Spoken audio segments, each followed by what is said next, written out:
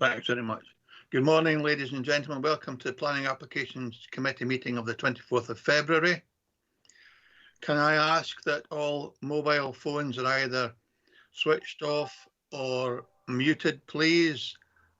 Can I remind members that if they want to ask any questions, to either write speak in the chat function or raise their hand, and governance officer will indicate that you're on a list. And I am happy to support or approve the participation of members remotely today. Tracy, can you confirm the sediment, please? Thank you, Chair. Good morning, members. We've currently got 18 members present. I have apologies from Councillor Dryborough, and not present at the start are, sorry, Andy Ferguson's just came in, so that's 19 members present. So not present at the start is Councillor Sloan, and one apology from Councillor Dryborough. Thanks very much, Tracy. Are there any declarations of interest?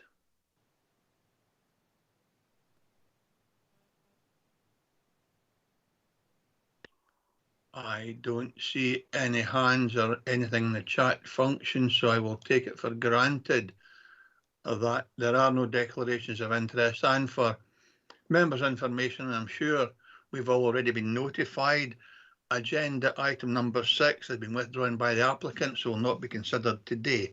So agenda item 6 will be removed from the debate today. We come to the minute of the previous meeting. Our members, before we go to that, I would just like to ask David Sutty to save constant asking the same question. Can David confirm that in terms of the site visit that is outstanding and any we might agree to, that this will be implemented at the earliest opportunity? It features in agenda item 3. So David, just confirm that it's in hand and that we agree any others, they will be treated the same way. So instead of asking every month what the status is, simply get an assurance at the earliest opportunity that meet the outstanding site visit and others will be dealt with at an appropriate time at the earliest opportunity. David, can you confirm that, please? Madam Chair, yes, that's absolutely correct. From the announcement that was given yesterday by the First Minister, the indication is that the stay-at-home order presently in place is intended to be lifted on the 5th of April. So hopefully, if that all goes forward, we should be in a position where we can start to organise meetings after that point. Obviously, we will take it at the first earliest opportunity at which it's safe to do that. Many thanks, David. Given that a response from David, are there any other points on the minute of the previous meeting? Don't see any indication, so I'll take it as that minute is approved. Okay, Tracy, can you confirm the procedure to be adopted today, please, in terms of the committee meetings and process? Yes, thanks, Chair. So the Planning Applications Committee will consider each application in turn as detailed on the agenda. The case officer or other appointed officer will make a short presentation addressing the determining issues accompanied by digital images. Any late information, amendments or corrections will be reported at this time. Members may ask questions of officers following the presentation on points of clarification. The Chairman has been provided with a list of eligible representatives who have registered to speak at this meeting within the period specified in Council policy. No other persons will be allowed to speak. The Chairman will individually invite those who have registered in advance to speak to make their presentation, after which they may be questioned by committee members. No questions may be asked of members. The order of eligible parties being heard will be as follows: third parties objecting to an application, third parties supporting an application, statutory consultees objecting to an application, elected members of Dumfries and Galloway Council who are not members of the Planning Applications Committee, and such members should withdraw from the meeting after making their presentation, and applicants or their agents. In line with the Coronavirus Scotland Act 2020, Schedule 6, Part 4, covering the exclusion of the public from meetings of local authorities, Representatives were offered the option of joining the meeting remotely to deliver their presentation or to provide a written statement to be read out on their behalf. Presentations will be strictly limited to 3 minutes per person, except for national and major developments by which their very nature are more complex, where the time limit will be 5 minutes. The chairman of the committee will ask you to come to a conclusion if you take too long. Representatives are encouraged to use the time allotted to clarify any points they consider material and address the determining issues. Certain matters are not normally material planning considerations and will not be taken into account by the Council when deciding on planning applications. Representatives should not raise any new matters without explaining why they were not raised earlier with the case officer. Please do not repeat what is in the report, as members will have already read the report. After all the representations have been heard, the meeting is then in formal session and no members may address the committee. The Planning Applications Committee will then proceed to determine the application. Thank you very much, Tracy. In that case, members, we move on to agenda item number 4. This is a major application, therefore speakers will be entitled to a 5-minute window. This is an application for the continued extraction of peat at variance with condition 1 of planning permission PPA-170-2081, condition limiting period of extraction to the 23rd November 2024, to allow continued extraction of peat for a further period to 23rd November 2029, section 42 at Nutbury Moss, Eastriggs. The application type is section 42. The applicant is Everest Limited. The recommendation is to refuse. Case officer is Andrew Robinson and the reference number is 20-20/0660/S42. Andrew, if you're with us, would you just come in and make your presentation to members, please? Yes, morning, Chair. Morning, everyone. Just moving on to the first slide. The application site is a large area of peat work situated on the northern side of the A75 at Eastriggs. The site itself is shown in red on the slide there, and you can see the position of the site in relation to Eastriggs. So moving on to the next slide, given the size of the site, the photographs that I'm going to show in a short while don't give you an appreciation of the whole site. So I've included this satellite view just to give you an appreciation of what the site looks like in its full context. So you can see the area where peat extraction has occurred over many years and which is surrounded by agricultural land. So moving on to the next slide. The applicant has submitted throughout the application details of existing peat depths across the site. So this shows where those measurements have been taken from. So it shows a fairly even distribution across the site. And moving on to the next slide, we've included the tables here, which on the left-hand side shows the existing peat depths taken in October 2020, which range from 1.7 metres at its shallowest point to 3.95 metres at its deepest point. And the column on the right-hand side shows the estimated peat depth at the end of the 9th harvest, which is the end of the requested extraction period. So estimated peat depths would range from between 1.02 metres to 3.27 metres. Over the course of the requested period, it's proposed to extract a total depth of 0.68 metres of peat, which is an average of 7.5 centimetres per annum. So moving on to the next slide is the photographs of the site. So this is looking west on the A75 on the approach to the site. So you can see the peat being extracted in the foreground. Moving on to the next slide, this is taken from a lay-by on the A75, so panning from northwest, and then moving on to the next slide is looking north, and then to the next slide is looking northeast. And then moving on to the next slide shows the site from the north, looking from the B6357. So this is taken on higher ground, looking down to the site, and you can just about see the Solway in the background.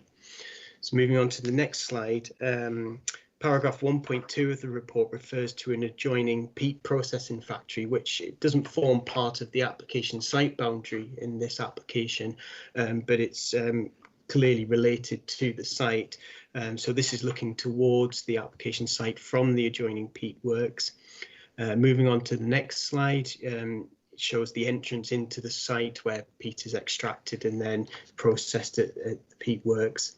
And then moving on to the next slide, this is one of the buildings within the peat works, which shows where peat is actually sorted. And then moving on to the final photograph, shows an area where material that's actually used as part of being mixed to make peat-free alternatives is stored. So moving on to the final slide, in conclusion, the assessment that's been done in the Planning Applications Committee report has weighed up both the negative aspects of the development and also the positive aspects. The socio-economic arguments put forward by the developer in support of continued extraction has been carefully considered by officers, particularly the need for more time to develop peat-free alternatives. However, the adverse impacts of further peat extraction, which would A, give rise to release of further carbon emissions, and B, further erode the biodiversity interests of the site, and in turn reducing the chances of successful restoration to functioning peatland, weigh strongly against the proposal to justify allowing further extraction. So in conclusion, the officers consider that the proposal is contrary to Local Development Plan 2 policies, OP1, Parts D and F, LDP2 policy NE15, Scottish Planning Policy paragraph 241, key action point 21 of National Planning Framework 3, and other material considerations, which includes the Council's Local Biodiversity Plan, Scotland's National Peat Plan, statutory provisions to mitigate climate change, and also the Council's own climate emergency declaration. And the application is therefore recommended for refusal on those grounds. I think it would just worth me reiterating paragraph 4.64 of the committee report, which explains that the council's actually received a notification direction from Scottish ministers. So if the council is minded to approve this application, we would be required in the first instance to notify Scottish ministers of that intention. Thanks, Chair. Thank you very much, Andrew. And thanks for your presentation. We come, members, to questions for the case officer. But before we do, the case officer has made mention of a breach of a number of conditions. I don't want that to be part of the discussion, but I would like David Sutty to reassure members that that particular aspect of the committee report will be dealt with out with committee. David, can you make that reassurance or give that reassurance to members, please? Yes, thank you, Chair. That was something we didn't shirk from and mentioned in the report. That unfortunately, as part of the processing of this application, it did come to light that for whatever reason, unfortunately, that hasn't been progressed despite an initial challenge about that, but it's very much back on our radar and we will be pursuing that. It's probably worth as well just mentioning, following on from what Andrew was saying, that there is still a valid permission for the extraction of peat until the 23rd of November 2024. So irrespective of whatever decision the council or indeed the Scottish ministers may make on this, it is legitimate for extraction to go on for the best part of another 4 years. But in the interim, we will obviously be chasing the restoration and other conditions which have been breached. Thanks very much, David. Okay, we now then come to questions for the case officer from members. Currently, I don't see any indication that anyone wants to speak. Oh no, I have one. Jim McComb, please. Thank you, Chair. Andrew, are there any plans to ban the import of peat into the United Kingdom? I'm not aware of any bans or any plans to ban the import of peat into the United Kingdom, I'm afraid.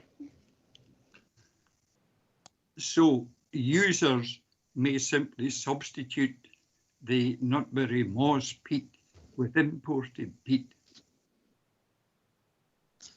Andrew, you can answer that, but it's not relevant to the planning application because we're not discussing imported peat. We're discussing an application for the extraction of peat at Nutbury Moss, but by all means answer Jim's question. I suppose it could be open for the applicant to import peat into their peat processing works, which is adjacent to the site, and I think they already do that from elsewhere. But where that's imported from, I couldn't tell you, I'm afraid. No, Andrew, I'm meaning users such as the Forestry Commission.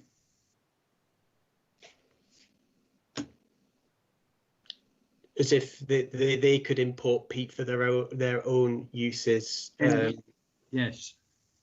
I suppose they could. I'm not really sure what provisions that they would make, I'm afraid, so I can't answer the question fully. But I suppose all I could say is that it could be open for them to do that. Thank you very much, Andrew. Thanks. Thanks, Jim. Any other questions for the case officer? In that case, we come to a first registered speaker. Oh, I've got someone else. Jane Maitland. Jane, please. Thank you very much indeed. I know, Chairman, that we're not looking at this with respect to any of the conditions or whether or not the previous conditions were complied with, but it does seem to me curious, and I don't totally understand what condition 10 was actually about.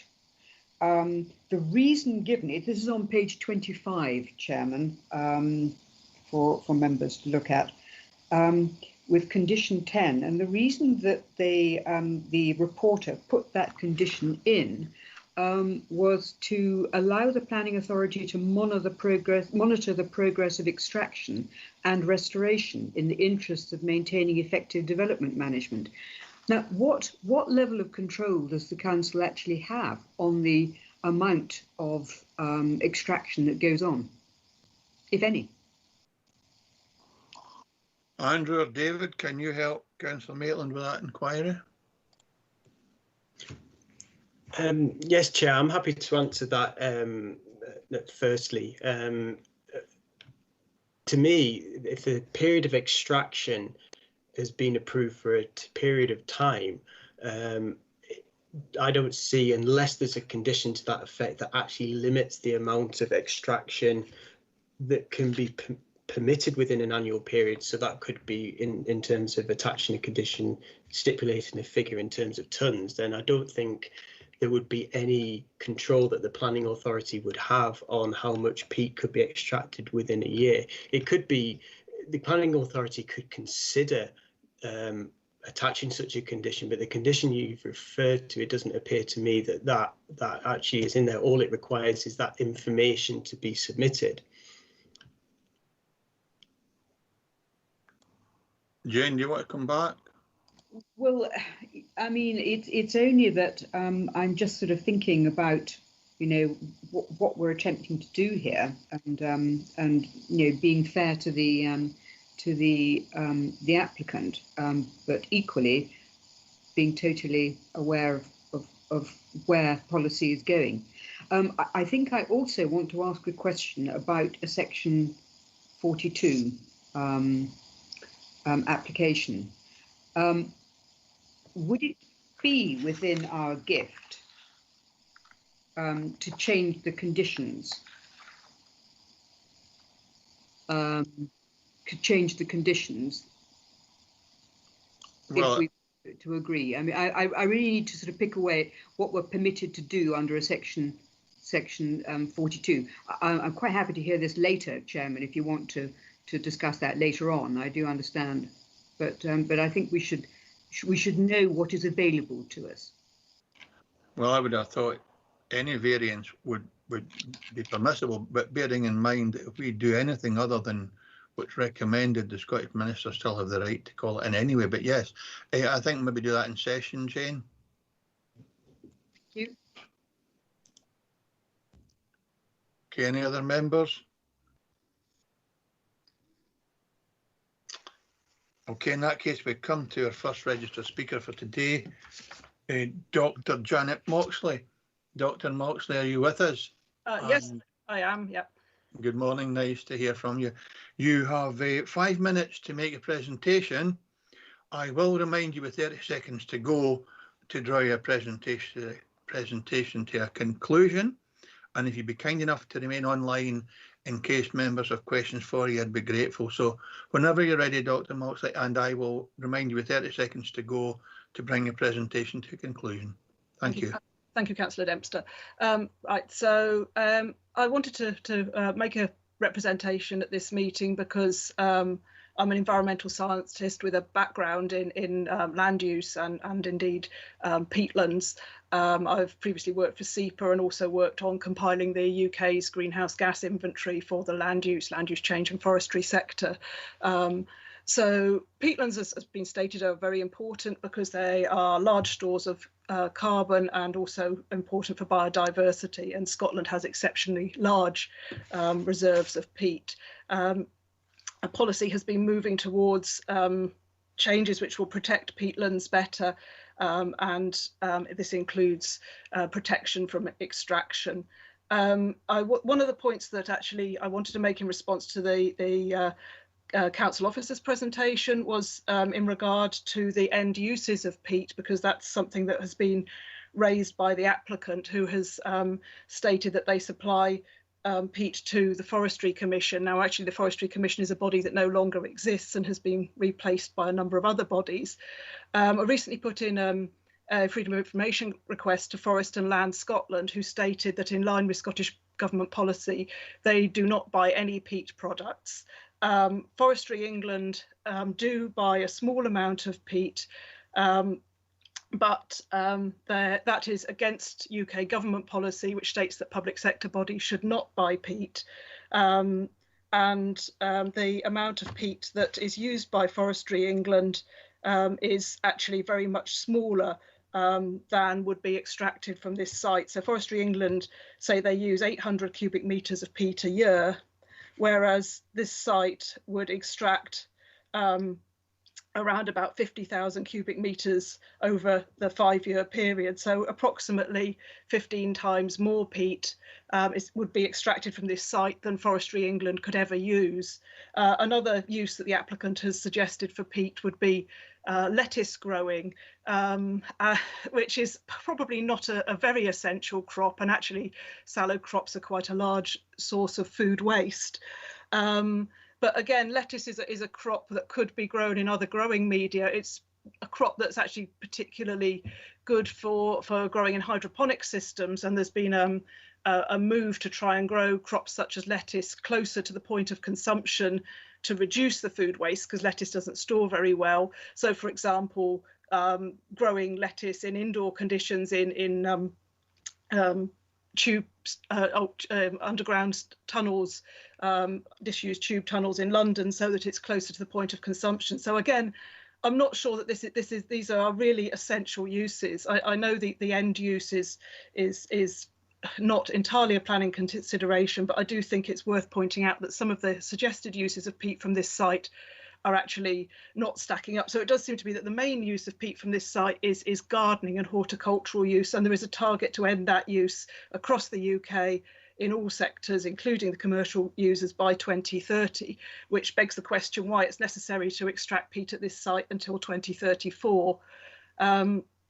Councillors may be concerned about jobs in the area, and that's a valid concern, but the data in the UK government report Minerals Extraction in Great Britain suggests that there are 25 jobs in peat extraction across the south of Scotland, and I think that includes peat processing. So actually jobs on this site, as opposed to the processing plant, are probably less than 5.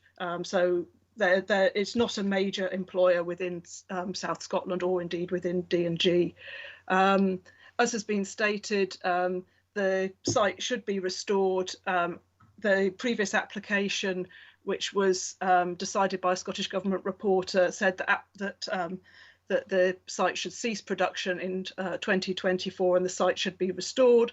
There's a restoration plan explaining how that can be done, so it's clearly a restorable site, and both local, national and local and national planning policy suggests that if a damaged peatland site could be restored, it should be restored as soon as possible. And therefore, I hope that the councillors and the committee see fit to reject this application and ensure that the site is restored. Restoration itself would actually also create jobs for a period of several years, so that might offset any job losses due to closure of the site. Thank you for letting me make this representation. Thank you very much, Dr. Moxley. Any members, any questions for Dr. Moxley?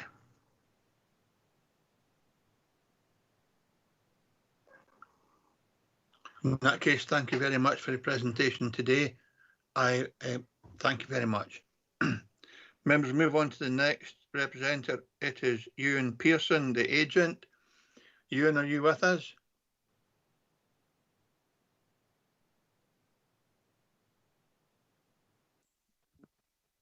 I am, yes. Can you hear me? Ewan, you will have the same 5 minutes to make your presentation. I will remind you with 30 seconds to go to draw your presentation to a conclusion. If you'd also remain, please, in case members have questions for you, I'd be grateful. And just whenever you're ready, you can start. Thank you. Can everybody hear me okay? Yeah, because I was having problems. Yeah, I can certainly hear you. Okay, right, thank you.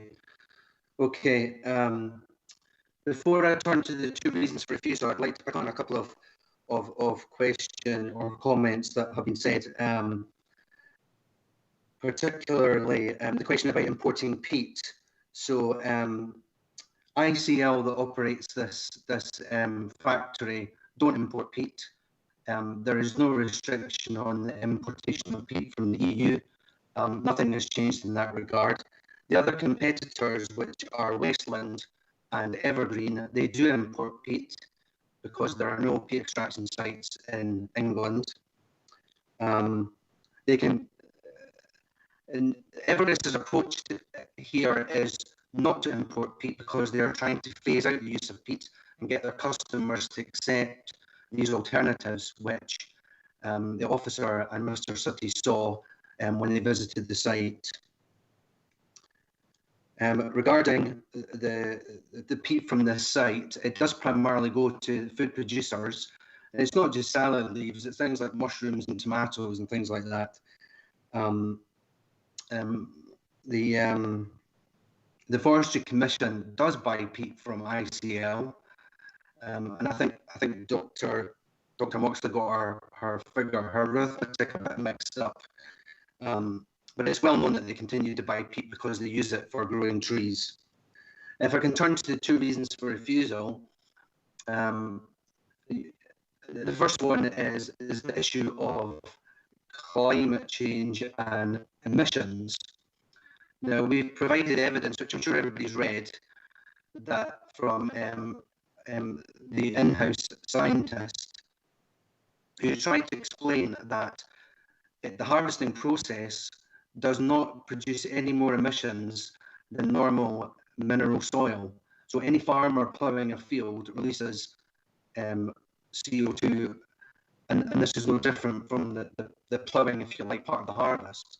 And in fact, what we've explained is that when we come to restore the site, there'll actually be a net benefit. There'll be a, if you like, sequestration of carbon as the peat forms into a peatland. This site was never a peat bog. This site was an agricultural field, and the estate that owns the field will love it to go back to a field.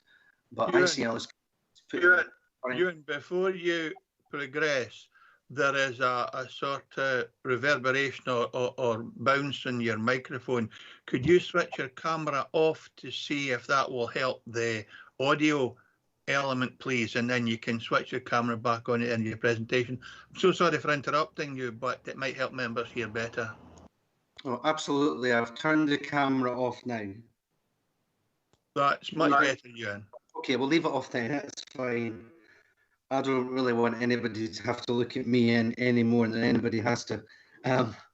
So I think I was talking about the restoration and the net sequestration of CO2 as is restored to a raised bog. And yes, okay, some people would like that to happen tomorrow, but there's no actual time limit in the planning framework or the SPP, or in fact the peatland plan, that says that you must immediately restore sites.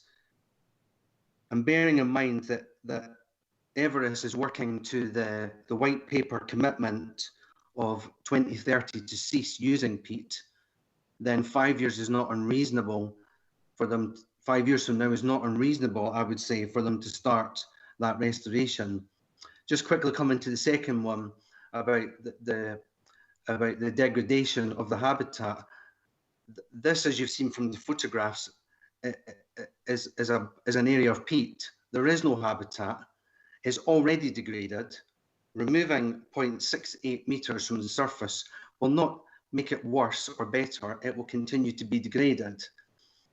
The dig is already a degraded site, and the SPP clearly says that if it's degraded, then you can consider consenting to further extraction. And that is why we're applying for the 5 years. The National Peat Plan is not about restoring commercial peat bogs. That's down to conditions and planning permissions. The National Peat Plan is a general project across the whole of Scotland to bring land into proper peat bog forming state. You have 30 seconds to go, Ewan. I timed this, so it's okay. So in generally speaking, there's two conditions. It doesn't lead to excessive emissions, and it's already degraded, and the SPP allows you to grant permission for things that are degraded. If you're at all unsure, grant it and let the Scottish ministers deal with it. Thank you. Thanks very much for your presentation, Ewan. And again, I apologise for interrupting you halfway through. Members, any questions for Ewan on his presentation or the information he's shared with us?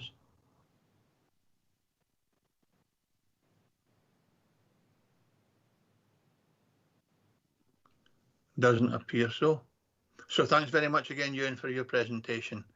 Members, we're now in session, and I'll come back first of all to Jane Maitland. Councillor Maitland, you did have a point you wanted to make or explore further some issues you had in mind. Chairman, sorry, I got my fingers and thumbs all mangled up, and you moved on rather quickly. I was going to ask the applicant, if it was at all possible, if you would permit me to be clear about what the practice is in terms of what the proposal is in terms of removal of peat on an annual basis. If I could be absolutely clear about what is proposed. Yeah, certainly, given that we all struggle sometimes with the electronics available to us, yes. Can you just rephrase that for the applicant, please? Yes, what I'm really asking is, what are the plans for extraction?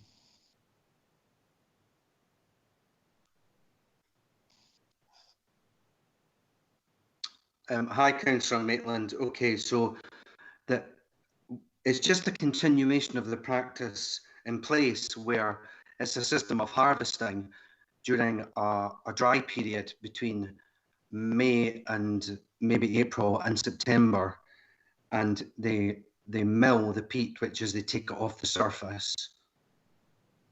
It's not briquettes, it's not big chunks taken out, it's just to do that.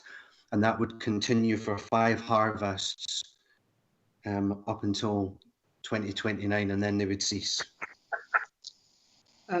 Chairman, if I could possibly be clear, yes, but that doesn't tell me anything about the tonnages or the depths that are being proposed to be taken away.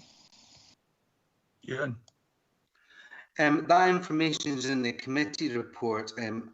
Mr. Robinson's is detailed all that. He mentioned in his presentation that the overall amount that would be removed by the end of the final harvest is 0.68 meters from the surface, 68 centimeters over that period.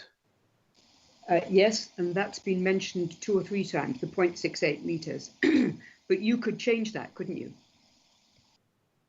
That, if you like, that is our anticipated absolute maximum amount.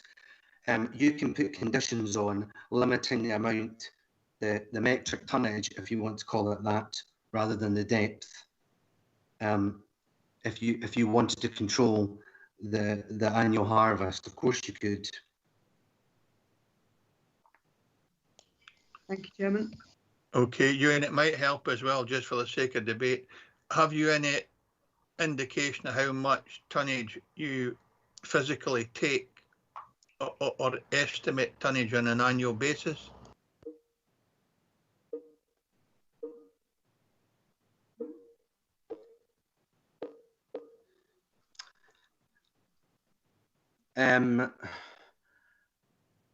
They don't actually measure it that way. The only time they would have a record of the tonnage would be when it was transported away from the next door moss works.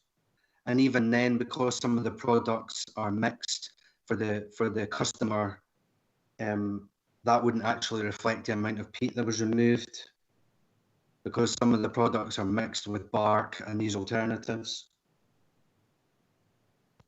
That's fine, Ewan. Thanks very much for that. Any other questions from members for the agent?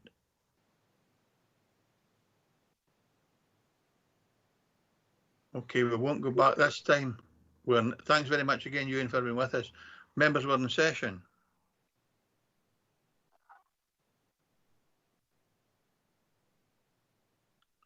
If there are no members looking to speak, I take it that we are unanimous in supporting the officer's recommendation. If I don't see anything on Jane Maitland. Thank you, Chairman.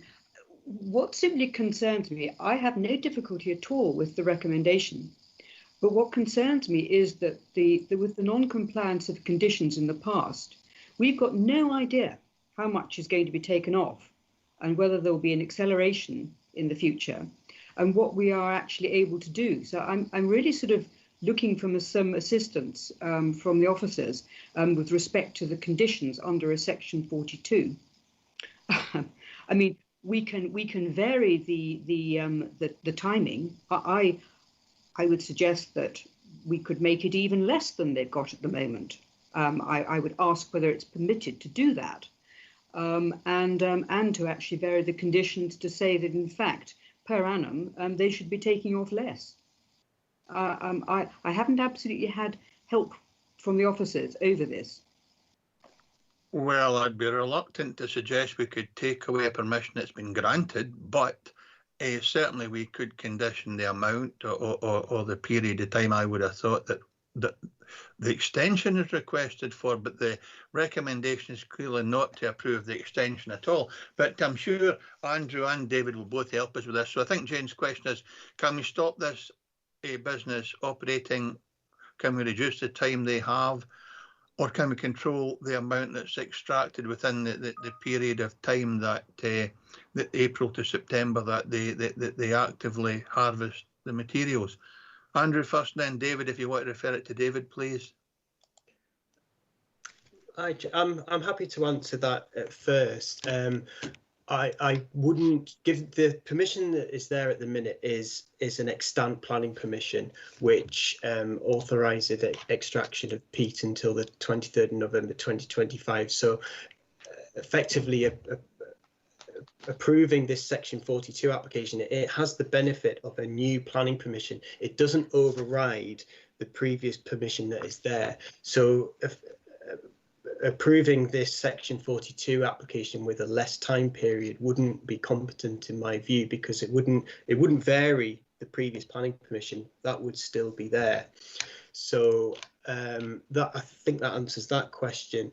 Moving on to the question that was raised before about conditions and new conditions being attached, it is within the power of the planning authority on a section 42 application to attach any conditions any new conditions to any new permission that it sees fit. So if the planning authority was minded to allow a time extension, and it doesn't have to be for the period of time that is applied for, the planning authority could grant what a 1 year permission for it. Obviously, in this case, it would have to be, I would advise, 1 year after current permission is due to expire if members are minded to do that.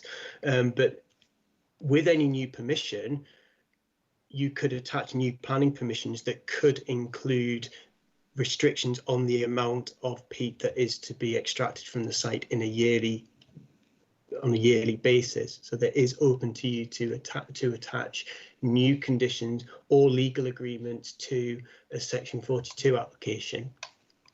I don't know whether David wants to add anything to that. Before David does, just be absolutely clear.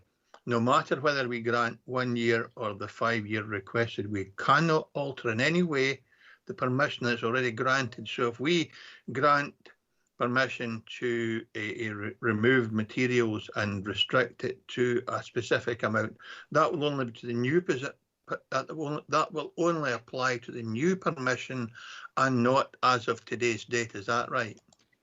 That is correct. Any approval of this application would not change the status of the extant planning permission. Thank you. I've got Stephen Thompson, and presumably Stephen's proposing we'll agree with the recommendation. We'll get David McKee wanting to speak, but does David Sutty want to come in first, please? Thank you, Chair. Yes, I concur with what Andrew said. Basically, the previous permission was looking to give a period of it was 15 years originally, but the council then, 25 years, and the council took it to 10 years, and that was the subject of an appeal. The appeal was dismissed, but interestingly, the reporter actually attached further conditions, including, I understand, condition 10, which was one of the ones that Councillor Maitland was asking about. So you cannot use the current application to try and get rid of that previous permission if that's what the objective is. The only way of doing that would be to go through a revocation, which no doubt would be opposed, in which case compensation is payable and you have to go through the Scottish ministers. So that is not a route that's open to you today. It's a separate route if you are so minded to consider that, but it has implications. And Andrew's absolutely correct as well that in terms of what's called Annex I of Circular 3, 2013, it does set out what you can and can't do with Section 42 applications. So it is open to you to attach new conditions if you were so minded to approve this, but it would not change the November 2024 time period that is still extant. Hope that helps. That's exactly the information I'm sure Jane was looking for.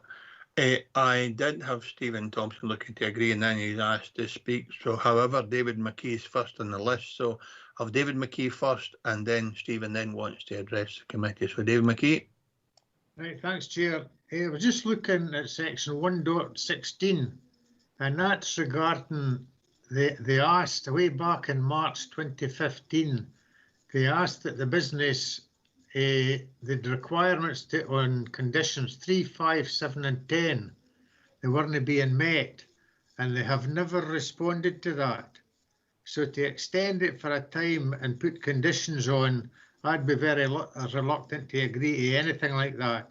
If they're not willing to agree from 2015 to carry out what they were asked to carry out, then I'd be reluctant to give them any extension on time. Thanks, Chair. Thanks very much, Councillor McKee. And can I just remind members as well that this application is not from today. This is 5 years carrying on from 2024. That permission exists until 2024, so it's 5 years after that date, not today. Stephen Thompson, please. Thank you, Chair. I mean, I'm not going to change what I'm saying in terms of I suggest we go with the recommendations, but I think just in the debate around potential conditions, should there be a mind to to agree, but with some sort of time limit or different conditions more to our liking. I think we've already heard, I think today, that when it came to trying to calculate how much peat was being removed, we were told about the 0.68 metres, the depth, and then we also heard that that wouldn't necessarily be the way, from the applicant's point of view, of how you would measure how much peat was extracted. That would maybe be more to do with metric tonnage. But then we also heard that they weren't really able to say what metric tonnage actually was extracted. So I don't really know how we could reasonably attach any enforceable or sort of a precise condition. While that may be what we would like to do, should we go that way, I can't. It doesn't seem to me there's a clear mechanism in any way that we could enforce or even measure accurately what was being extracted. So if anything, that reinforces my view that we should just agree with the recommendations in front of us. Thank you, Chair. Thanks very much, Stephen. So I have a move from you to go with the officer's recommendation. It would appear that Councillor McKee was in that mind. Whether he wants to second it or no, I'm not sure. Councillor McKee, you want? Yeah. Thank you. So there's a motion from Stephen Thompson to go with the officer's recommendation, seconded by Councillor McKee. Are there any alternative views?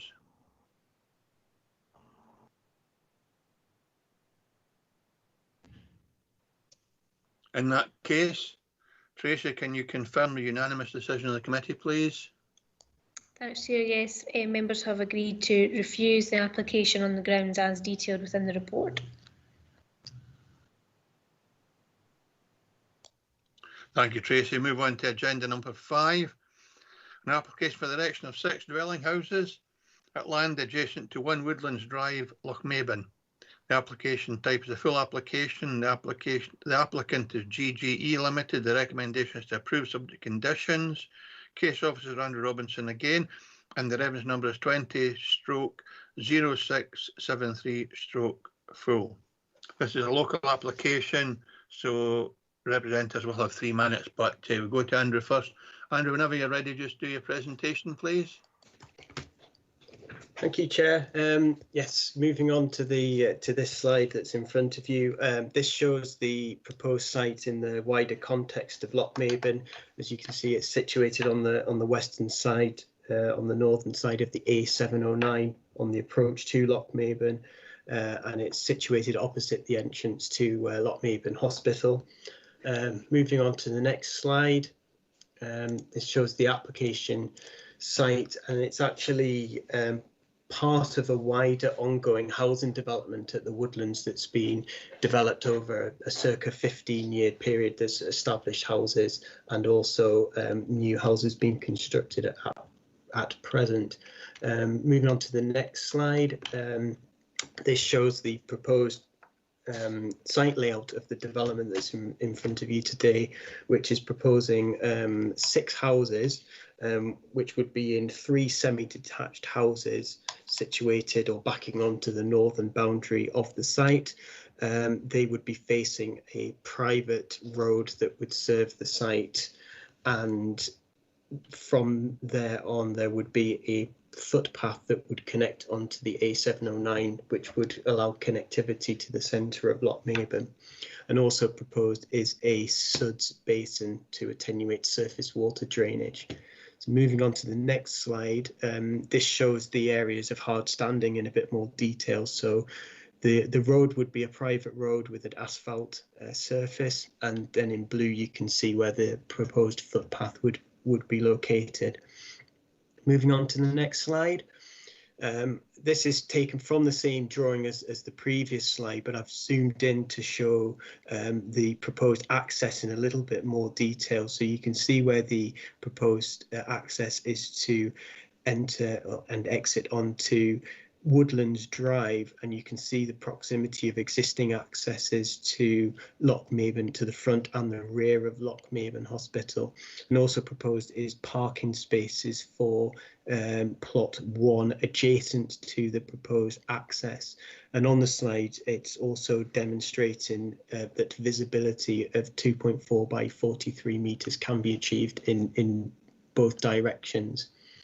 Moving on to the next slide is the proposed elevations of plots 1 and 2. So on these slides, the top left-hand corner is the front elevation, the top right-hand corner is the rear elevation, and then the two elevations beneath that show the side elevations. And you can also see the cross sections through the garden areas. And the bottom picture is the first floor plan. Moving on to the next slide is the site plan of plots 1 and 2. The orange lines surrounding the houses are where retaining walls are required as a result of the land levels on the site. Moving on to the next slide is for plots 3 and 4. So it's the same drawing, if you like, an arrangement as the previous slide. The one thing I would draw your attention to in the report, it's paragraph 4.11 of the committee report provides an assessment of the plot 3 garden area, and the bottom right cross section shows that area of garden even more, so that you can see visually the assessment of that in a bit more detail. Moving on to the next slide shows the site layout, so you can see the garden areas and where the retaining walls would be positioned. Moving on to the next slide is plots 5 and 6. And then the next slide shows the site plan and the garden areas of plots 5 and 6. So moving on to the next slide. And that shows the proposed street elevation. So it basically shows the dwellings being arranged in a modest step down arrangement. Moving on to the next slide.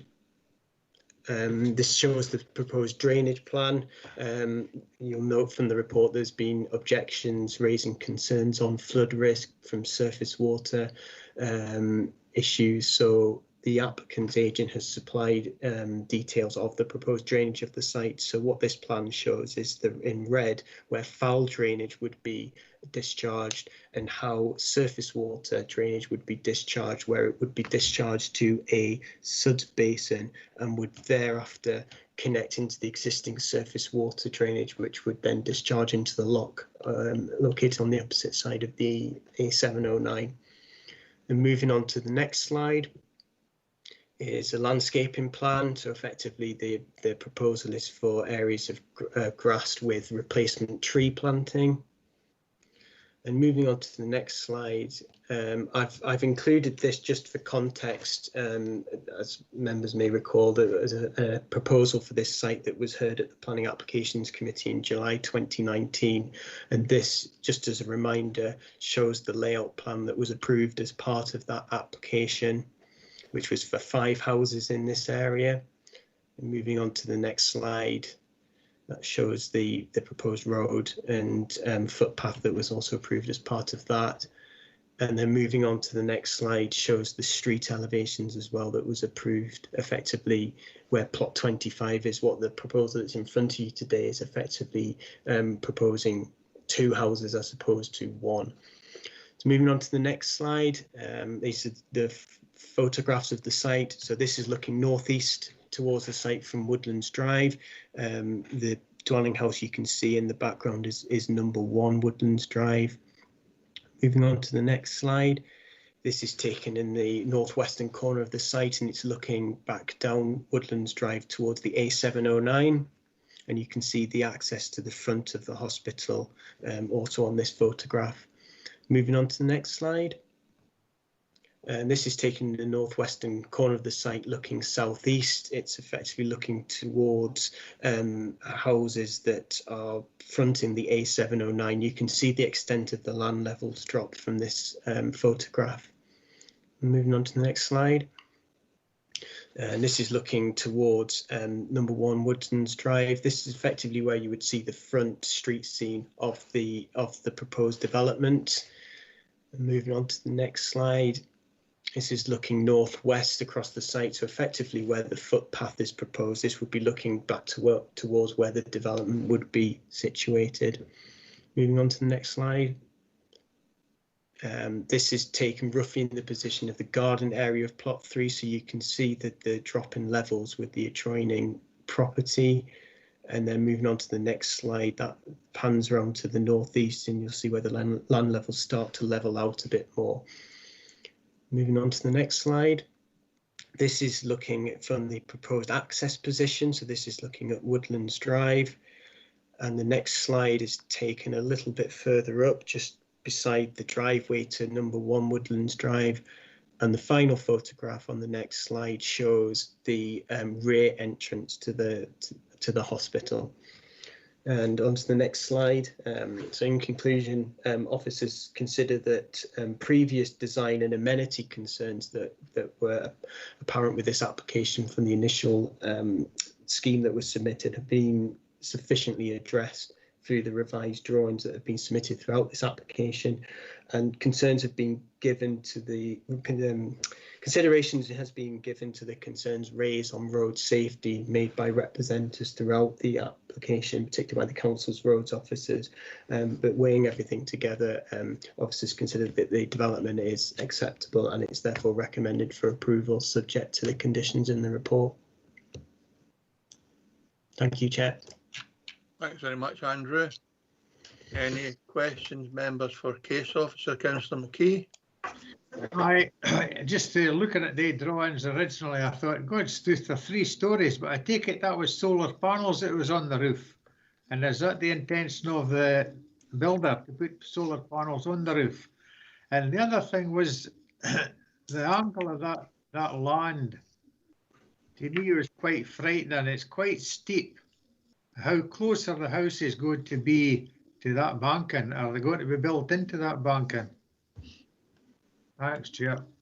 Thanks, Councillor McKee. Andrew? Yeah, in respect to the first question, the drawings, the front elevation of the drawings do show solar panels. So yes, it is intended to install solar panels on the front of the dwellings. In respect of the second question in proximity, can I just ask where I can try and do a measurement on our system to get an exact figure, which I'm happy to do. But if you could just confirm which boundary that you're referring to, then I can try and answer that question for you. The last couple of photographs he showed, there was quite a banking in there. That on the left there. Mm-hmm. And he actually went further in with other photographs, but where's the building line? Is that you got to be starting building at about the middle of the photograph and across the way? The rear building lines of the dwellings will be situated at approximately 9 metres from that boundary. So the proposal is a depth of a garden ground with depth of 9 metres. So that's the proposed distance between the rear boundary of those dwellings and the boundary with number 1 Woodlands is a distance of 9 metres. I see that. Is that banking going to be part of someone's garden? Andrew? The land level changes. The banking, the garden at number 1 Woodlands Drive already has a banking within it. The garden ground, as you can see, does slope down quite considerably from the rear wall. But the fence, so, but the drawing, the site layout drawings of each plot actually shows the land levels having to be proposed within the application site itself. Okay, thank you. Thanks, Andrew. Thanks, David McKee. Anyone else? Stephen Thompson. Stephen, please. Yeah, thank you, Chair. Yeah, so I mean, obviously, there's concerns within the report that we've read, just about about enforcement, because obviously this is adjacent to other developments that have been approved recently. My questions actually are about some of the conditions as presented in the report. I don't know if it's appropriate to ask about those now, but obviously when we're setting conditions, they have to be precise, enforceable, reasonable. There's a criteria for having a condition, and I'm just sort of wondering, particularly around conditions 5 and 7, which relate to the ongoing future maintenance of, for example, the trees and shrubs, and also the suds area.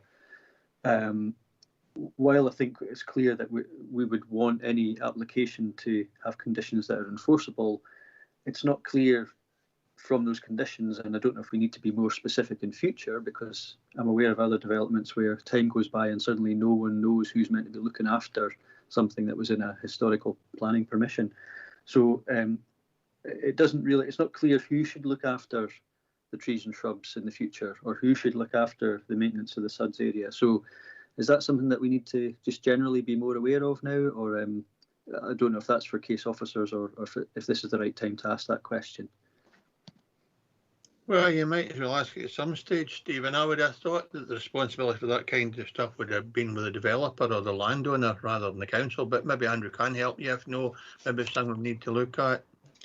I can help you with that question. Yeah, effectively, particularly with condition 7, with the future long-term maintenance, we require details of what the maintenance is, and generally, if it's an affordable housing provider, that they generally have mechanisms in place they'll have a factoring arrangement in place with the contractor, and they will maintain that. When it's a private developer, we do require a little bit more detail, and where we are actually with the condition on the previous application, we have actually asked for details of the factoring agreement itself. So the developer will be responsible for maintaining the open space going forward, because it's the council will not be adopting it. But in terms of the factoring agreement, that's actually a legal agreement, and in order to satisfy the condition, I've taken the view that we need to actually see the details of that factoring agreement, which then sets out exactly who will be responsible for the maintenance and at what timescales as well. So that is the sort of level of detail that we are asking for, in particularly for developments for private developers. Okay, thanks for that. Yeah, okay. Thanks, Andrew. Okay, I've got in this order, John Young, Jeff Lever and Ian Carruthers. John Young, please. Thank you, Chair, and thank you for your presentation, Andrew.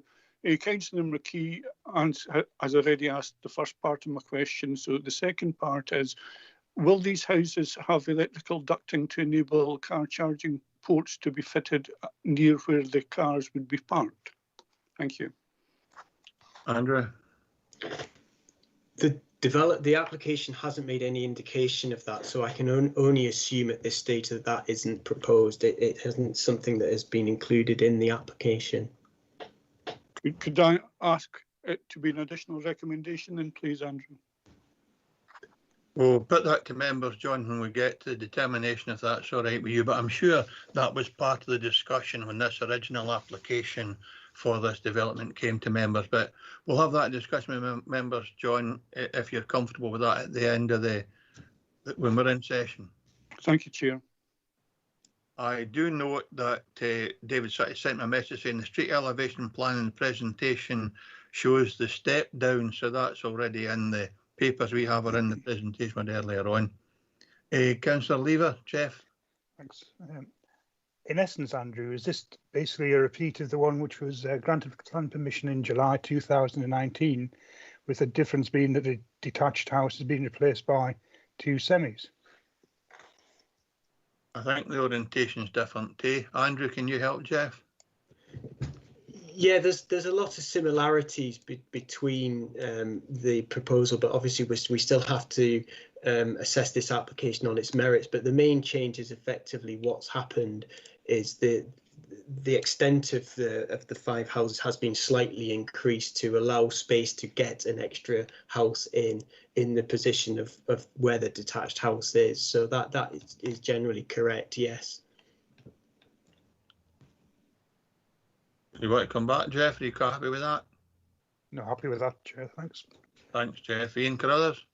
Thank you, Chairman, and thanks, Councillor Thompson, for raising his point earlier. It's on that particular Condition 7, Andrew. So I know I've been speaking to some developers around Dumfries and Galloway actually, and that type of condition causes them great concern, saying that no development in respect to the plan, so it's no development can start rather than the occupation.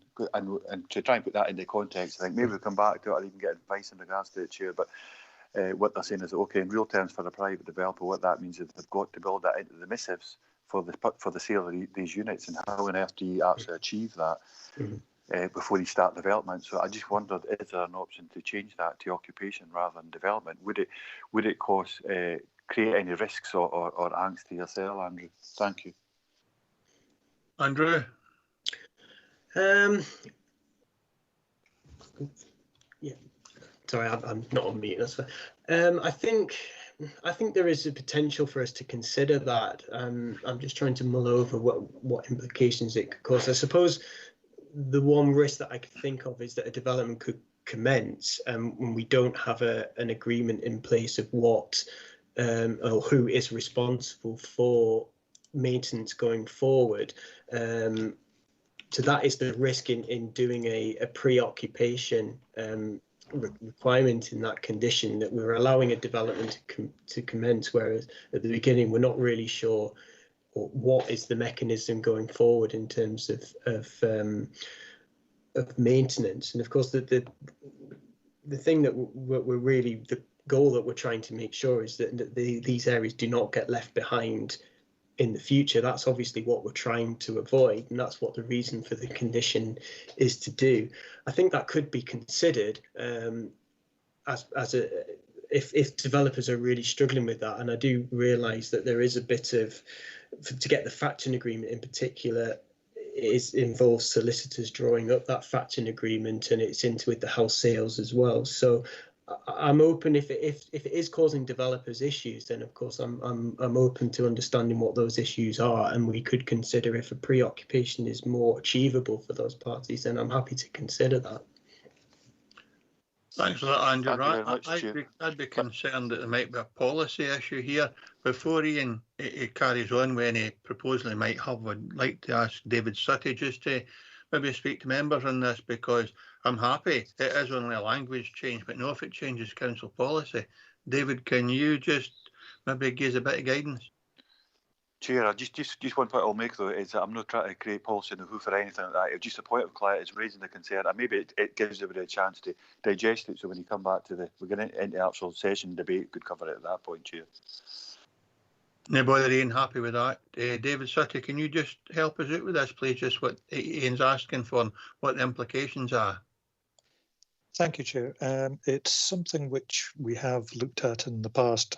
If anything, we've probably got into more difficulties from not having enforceable conditions where some residential developments have been built and there isn't adequate detail of how the open space is going to be looked after.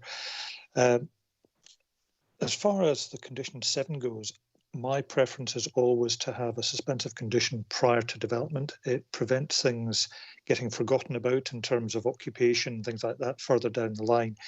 If it means that it's quite clear, if somebody started work on site, X, Y, and Z should have taken place, then from an enforcement perspective, it's a far better way of doing it to have a pre-commencement suspensive condition.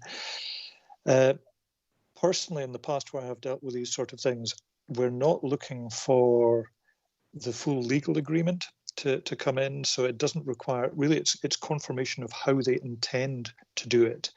It will then become something that will go in the missives for each individual property.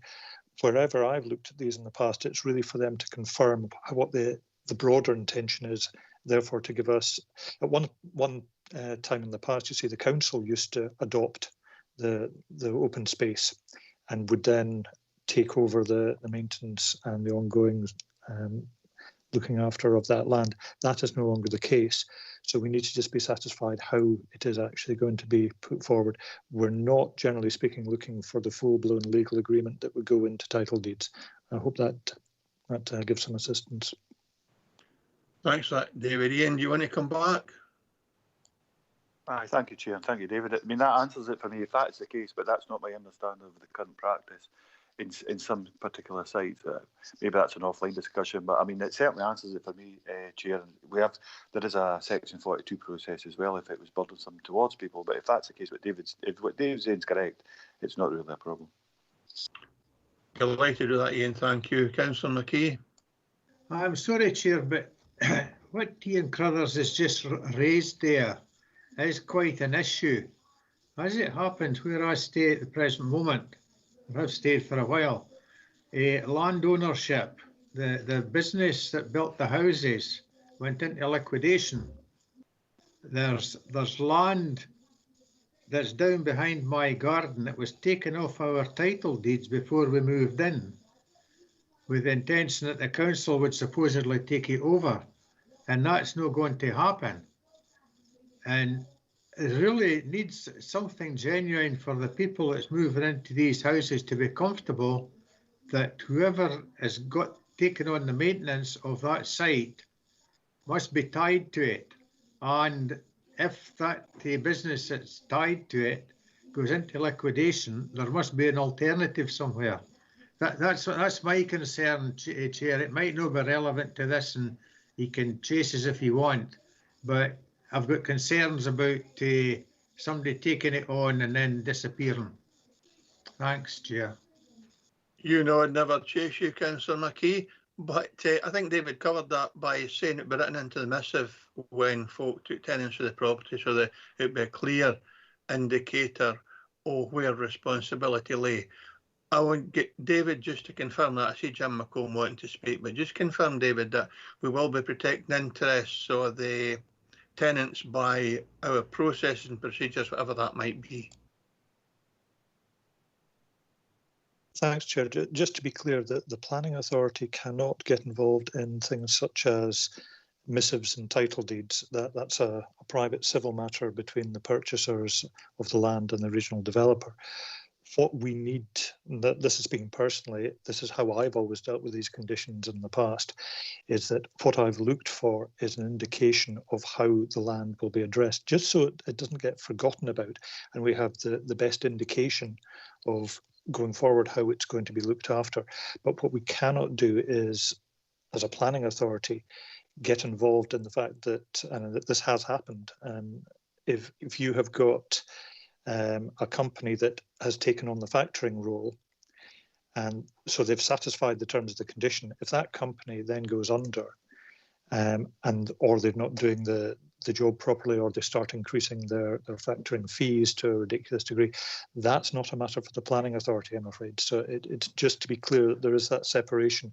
We do need, as a council, as a planning authority, to be satisfied that there's a mechanism, a proposed mechanism in place, but thereafter, once it gets into title deeds, we have no control over that, I'm afraid. Okay, that explains things for David and me. Jim McComb. Thank you, Chair. Chair, do we have a confusion here between the developer and the landowner? My reading is the landowner will eventually be Lowerburn Housing Association. Well, I don't know if that will be the case, whether the landowner will keep the land and there'll be some arrangement, but again, that's a civil matter, that's not ours, but I don't know whether, David can just give a wee prod in that direction before they go into the session. But I think that'll be between the landowner and the social landlord. David? Thanks, Chair. Yes, I mean, just to be clear, although the applicant is not Lowerburn Housing Association, it's my understanding that the 6 houses here and the overall maintenance of the development would be taken on by Lowerburn Housing Association. And therefore, to a degree, just what Andrew pointed out before, where you are dealing with an RSL, a registered social landlord, they have very clear procedures of maintenance and looking after these things. So I'm quite comfortable in this particular instance. There should not be an issue.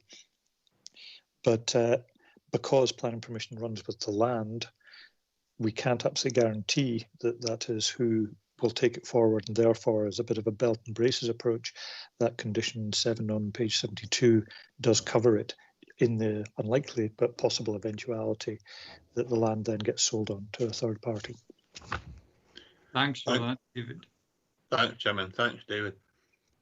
If there are no other members, we'll go into session. I think at that time we can just again, Stephen Thompson concerns about 2 conditions, and Ian is comfortable now it would appear with the condition 7 that we did discuss, but when we're in session we can just absolutely bottom that out if we're intending to determine this application today, but we still have a speaker to come forward before we get to that stage. So if there are no other questions for the case officer, we have a registered, Pauline Drysdale, please. It's just still questions for the case officer. Yeah, thank you, Chair. I like you keeping me right, Jim. Can I just ask the case officer, Andrew, there seems to be a bit of a drive in the UK at the moment for kit houses. Can we have confirmation whether this is a kit house development or not? Because I'm seeing an increase, it is a UK increase in kit houses and the development of these with black fascias, which is a personal dislike of mine. So could you just confirm, please, if it's a kit house project or will it be a new development from Refresh? Thanks. Thank you, Chair. Thanks, Pauline. Andrew? Looking at the drawings, for me, this would have to be a new development, particularly with the way that the development would be required to fit in with the site levels. So I'm not aware of it being a kit house development. I appreciate that the designs are fairly generic on what's being submitted, but I consider that it's a new development that's been proposed as opposed to a kit house. And the proposed materials are a combination of facing brick and white render to the walls is what's proposed in terms of the materials. That's great. Thank you, Andrew. Thanks, Chair. Thanks, Pauline. Thanks, Andrew. Okay, if there are no other questions for the case officer, we have one registered speaker. Is Mrs. Sandra Grant with us? Yes, I'm here, Chair. Very nice to hear from you, Sandra. This is a local application, so you will have 3 minutes to make a presentation. I will remind you 30 seconds to go to draw your presentation to a conclusion, please. And if you'd be kind enough to remain in case members have questions for you, I'd be grateful. So just whenever you're ready. Okay, thank you, Chair. Thank you, Committee, for allowing me to speak. I'm speaking on behalf of the residents of Southfield Cottages, which were not shown in the presentation by the case officer as to the proximity that these houses were going to be having. However, our main concern is the roads. And this concern has also been raised by the local authority of the Health Board. This road will now be the 5th entrance onto Woodlands Drive. It is not safe to do so. This is a busy hospital, despite what other people may feel, because it's a rehab unit. It's currently working as a vaccination centre. Its use changes all the time. It is a busy area, and yet again, here we have this developer asking for an extra house onto permission that has already been granted for 5. There has been no reason why this 6th house is required. Planning permission was also given for 1 affordable house up within the estate. Our concern is that this 1 house that is extra in this site adjacent to 1 Woodlands Drive is therefore going to replace the 1 that has been given permission up on the site. We feel that you're setting a dangerous precedent if you give permission for 1 extra house to a planning permission that has already been granted. The woodland was decimated ahead of schedule. This developer has a reputation of not adhering to any conditions that the planning committee puts on. This is yet another way of not adhering to conditions that were placed on this original planning permission. There's been nearly a year that these trees and woodlife have been decimated, and there's been absolutely no progress made. The site is not tidy, it is not respectful to local residents. There are currently 3 green areas within the site, so therefore, in hearing your discussion, that should have been maintained by the developer. They are not. They are maintained by local residents. Again, this is this developer not adhering to any conditions that is put on. As I've said, our main concern is the roads, and we would seriously ask the committee to look carefully at all these roads leading on to one drive that then goes on to a main road that is busy. We strongly dispute the findings that have been said in the past of no accidents. Just because there has been none within the area doesn't mean that they weren't actually happened, just because they weren't reported to the police. Please, committee. 30 seconds to go, Sandra. Okay. Please, committee, give this very due consideration as to how this developer has acted in the past. Thank you. Sandra, thanks very much for being so concise and keeping to the time. Do any members have any questions for Mrs. Grant?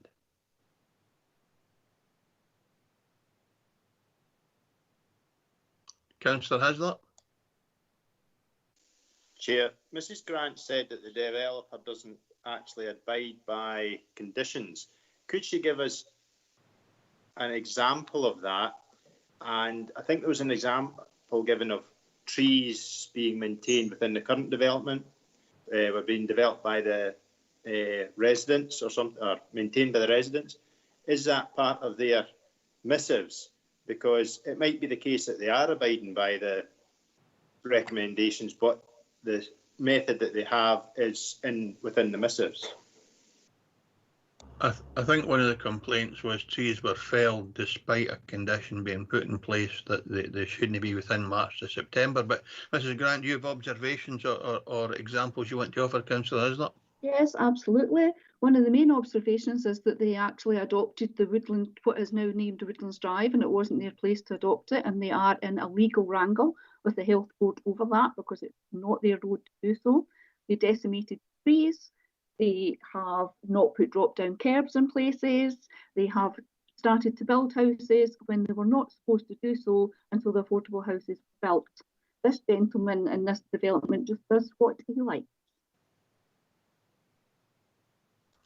Councillor Haslett, do you want to come back?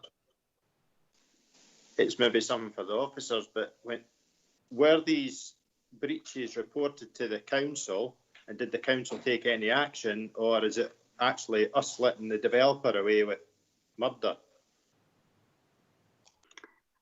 I appreciate your phrasing of letting him away with murder. Yes, I've refrained myself from using that phrase. Yes, he has removed several trees that he did not have permission to do so in his main site. This was reported. What happened about it, I really don't know. There was oak trees felled that shouldn't have been felled, etc. He's never replanted to the levels that was previously agreed to be replanted. So, yeah, concerns over lots of things. Thanks, Councillor Haslett. Although it's not part of the planning application process today. Any other questions for the objector? In that case, Sandra, Mrs. Grant, thanks very much for being with us today, and thank you for your presentation. Members are now in session.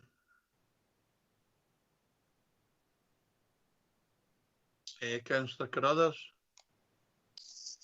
Actually, because I touched on number 7, which I'm more than satisfied with the answer that I got for David. It's no about continuing that one, but the statements that have just been made from Mrs. Grant in the back of Ivor's question. I was about to come in and ask a very similar question to what Ivor did, but I just need reassurances, I suppose, from our planning officers, Chairman, that okay, we're looking at the conditions here. How enforceable are they if it comes to that? It sounds like, again, if there's a mention of breaches of conditions within the report, I've missed that, Chair. So I'm just looking for reassurances, man, about, okay, if they end up in a similar situation, it doesn't matter really who the developer is, going back to the comments Mr. City made earlier, the permission goes with the land, not a particular developer. And we are looking at the long-term sustainability of this area if this is approved today. Thank you, Chair. Okay, thanks, Ian. I think we'd all be concerned that if officers are starting to attach conditions that are no enforceable or unreasonable. So I would imagine what officers have done is try to encapsulate what should be happening and place the responsibility for doing so, and whether it be the developer, the owner, or the council, or the roads authority, or whoever. But I'll get Andrew to come back to us just to help give you some comfort that the conditions are appropriate. I would add that in 2019, the 25 houses didn't have a condition requiring electrical ducting. So that was replicated here. However, there's no problem with such a condition being attached. So for Councillor Young, there wasn't a requirement for the 25 houses, but we can certainly attach a condition for these ones for electrical ducting. So Andrew, if you could deal with Councillor Carruthers' point first, then I have John Martin looking to speak as well. Oh, Jane Maitland, sorry, no John Martin. So I'll come back to Jane Maitland, but Councillor Carruthers' response first from you, Andrew, please. Yeah, the conditions that are attached are all considered to meet the 6 tests. I mean, there is situations that we know where conditions are breached in terms of the timescales, and it has happened on this particular one. Obviously, in terms for officers, we have to know when these are being breached, and we do rely on the members of the public to advise us of that. Some of the conditions have been complied with on the previous permission. We're still working through getting details on some of the conditions on that one. So I'd admit that there has been some conditions that have been breached, but the conditions that are attached are in good faith, and that they meet the 6 tests. It does happen at times where we become aware that conditions have been breached, and I think a difficulty on this one was that some of the conditions were probably breached around when lockdown first came in March last year, so the timing probably wasn't ideal in that respect for ourselves. But in short, the conditions that we attached are considered to meet the 6 tests. Thanks, Andrew. I suppose there's not much you can do when a tree's been cut down and breached, even if you're notified. By the time you get there, the tree will be down anyway. I suppose in that way there might be a retrospective penalty imposed, but that's not for us to discuss today. I've got Jane Maitland, please. Chairman, thank you very much indeed. I was going to make the point about electrical ducting, and I totally agree with Councillor Young over that. You've covered that, thank you. I just want to say, although I grudgingly accept what is being said, I think that we are needlessly compromising on good quality here. If you actually look at the pictures of what is proposed, we are crushing 6 houses into an area which previously was an attractive arrangement of 5 houses and good amenity and reasonable distance between the houses. What we've done now is pushed number 3 further up the hill into numbers 1 and 2. And I think, sadly, unfortunately, I think design and layout has been compromised. So while I don't think probably there are grounds to refuse it, I think, you possibly could have argued the other way, actually. It would have been conceivable to do it. And I think we have needlessly compromised on quality. So I just make that comment. I'm not going to argue with the recommendation, but it's what I think. I don't think it's the first time, Councillor Maitland. In fact, many of us expressed concern that the houses built for social housing purposes should reflect the quality build for others. It shouldn't be looked as an opportunity to squeeze folk together just for the sake of it. Councillor Thompson? Yeah, thanks again, Chair. And I've listened with interest to the debate around the precise wordings of conditions, etc., and what we can and can't do. I think my general concern is really about ongoing maintenance. I think it's easy enough to at least have a better eye on enforcing conditions during the development phase, but I think it's after that when, as ward councillors, we'll probably be picking up issues from residents of developments from long ago, where it's got lost in the mist of time who's responsible for one thing or another. So I think that's more maybe the sort of practical business end of things from our day to day. But if we're getting that assurance from officers that the conditions are necessary, relevant, enforceable, precise, and reasonable, and the detail is obviously will be something that can be done after the meeting today, that we're just agreeing the sort of the top level broad brushstrokes, then I suppose I have to accept that. And I would welcome the ducting in terms of making ready for for the new ways of living in terms of electrical charging, etc. I think that's a sensible and timely ask. But otherwise, I think everything I've had concerns about has been covered. Unfortunately, the road safety concerns, and this comes up quite a lot with the A709. I know that there's not a lot of anecdotal near misses, etc., and things that maybe don't get reported in the normal way. However, we have to kind of go on what evidence we have in front of us, and I think that's maybe if a few more things were reported, we'd maybe see different reports in future in front of us. But thanks for that, Chair. Thanks, Stephen. I've got John Martin. John, please. It's just the plan permission, I take it, for the 5 houses, but that wouldn't have met the 25% affordable housing. Is putting in this extra house that would allow them to meet the affordable housing. So as I say, they already had 5, but as I say, this is just a means throwing in an extra house so that they meet the 25% requirement for affordable housing, surely. Andrew, is that right? The previous planning permission had a requirement for 6 affordable dwellings, and that was as a result of a carryover of previous applications which hadn't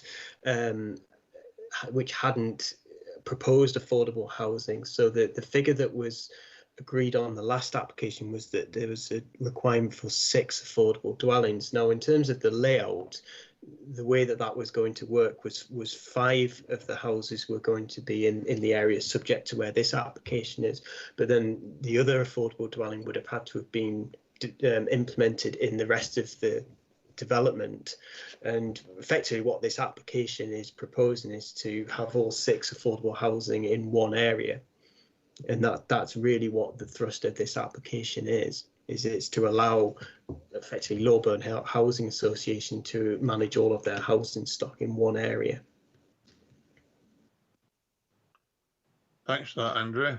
Although I thought the council policy now was to scatter is affordable housing and share with other housing rather than being stuck in a corner and identified as that's where the social housing goes. I thought we had a policy that prevented that approach now. I'm not sure whether there's a policy in terms of good planning. That is definitely, and I have to be honest, it was definitely a concern for us when we were dealing with the previous application. Unfortunately, we're in a position where the situation that was proposed was what was in everybody's interest in terms of the developer, the residents and the affordable housing location all wanted that situation. But in planning terms, I would totally accept that is not an ideal situation on this, what has been put before us. Thanks, Andrew. Did John Martin want to come back in? No, it's just on that point, Jim. That's what I thought. That was my understanding what it was. So we didn't we spread it out so it wasn't just a wee enclave of affordable housing in one place separate from a main development. That's just that was my understanding, like. But yeah, mine as well. But it seems that in this case, John, that's officers have deemed it acceptable for practical purposes. So, but you're right. I wouldn't want to see that happen on a routine basis. I don't think it's right nowadays. So that's us still in questions for the case officer. No, we're in session, aren't we? We're in session. Sorry, my apologies. We're in session now, so having gone through this debate, it would appear that members are comfortable that the conditions as set out are acceptable with the need for an additional condition on electric charging points. And I've got a message from Pauline, which is an observation, and she tells us just for noting, with a drive towards G10 fuel becoming available as from 2021 at British filling stations, I doubt this will negate the need for electrical charge points, but may reduce the volume initially estimated. So Pauline, just an observation on alternative fuel.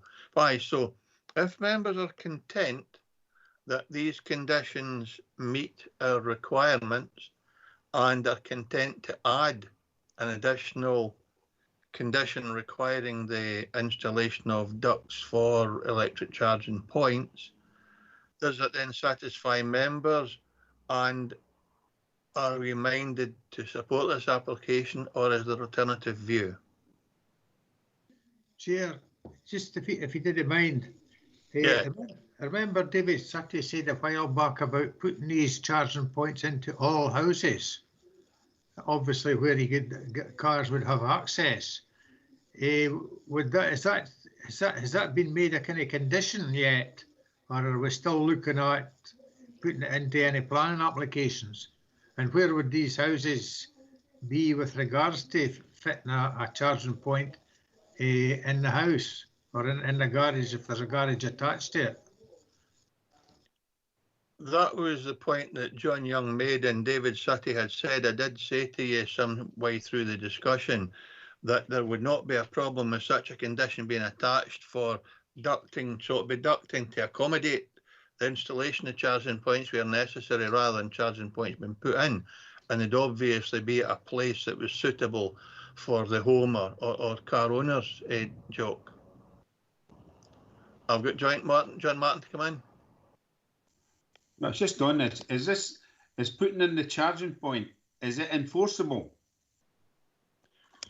No, we're not putting in the charging points, we're putting in ducting to accommodate the charging points. I've no problem with it, but if we put in as a recommendation, as part of the conditions, is it enforceable? But we're not putting in charging points, we're putting in ducting as part of the construction, and if it's not enforceable, then we'll not put it in, but we've put it in the past. I will ask Andrew though. Andrew, if we place a condition saying that ducting must be put in to accommodate charging points if required, is that enforceable? Is that a reasonable condition? I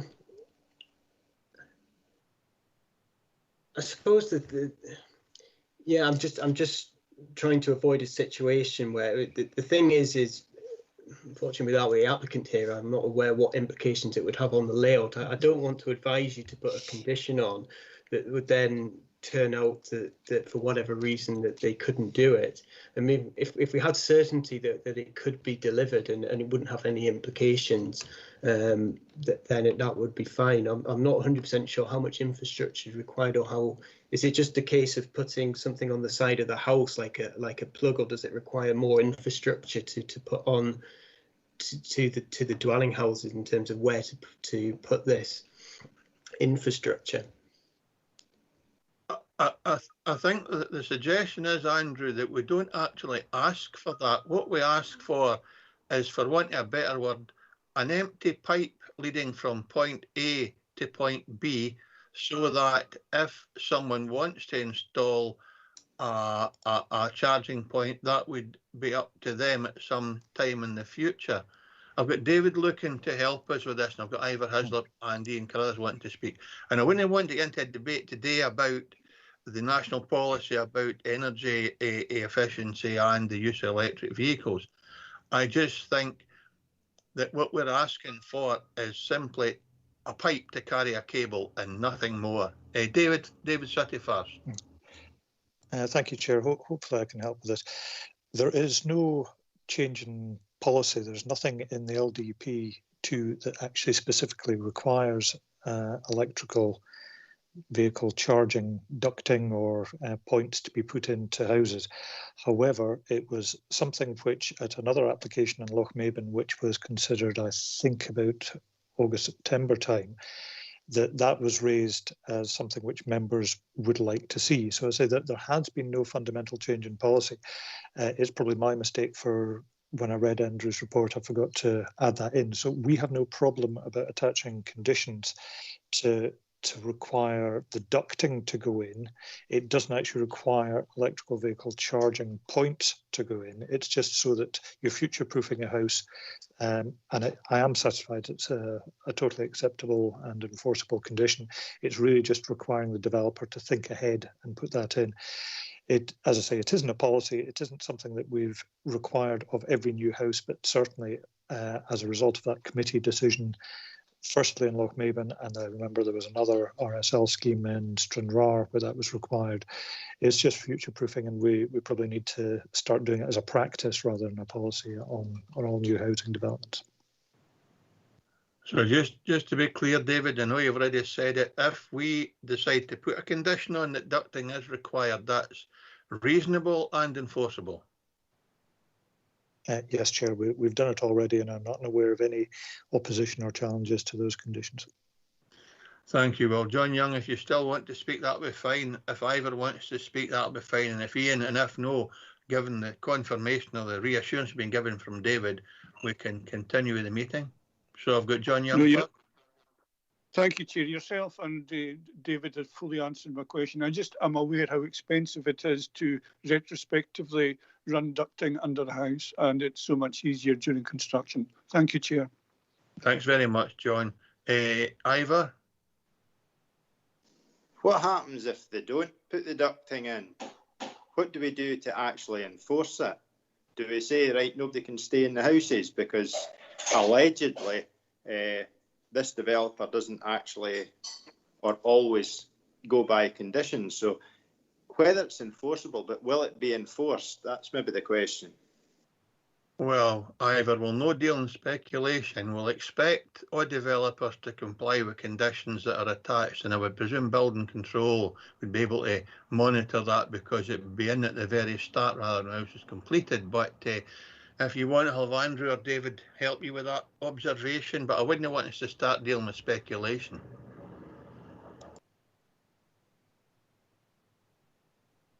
Chair, yeah, very technically, if it wasn't complied with, then it would be in breach of condition, and you would have to look at if it was deemed to be in the wider public interest to pursue the matter, then yes, you could serve an enforcement notice and require them to do the works.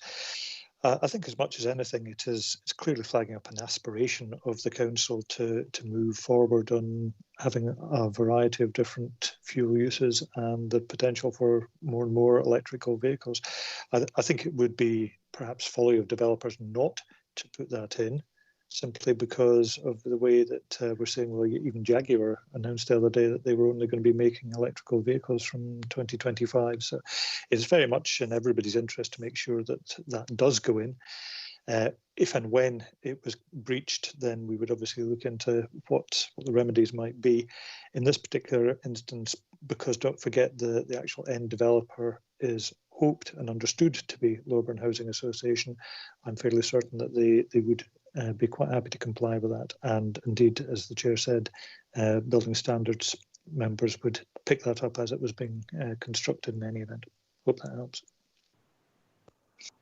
I know that I would pretend to be a builder or have any particular skills in that department, but I don't think it would add a lot of cost to the property to build in a few lengths of plastic pipe to carry cables that would be required later on in the occupational phase of the properties. Ian Carruthers, please. Very brief, Chair. So I've got skills and experience in that. I think the costs are negligible. I think builders would want to do that as a matter of practice. It was mere, but I just thought if it's more with building standards and that's been covered, but if it's enforceable, fair enough.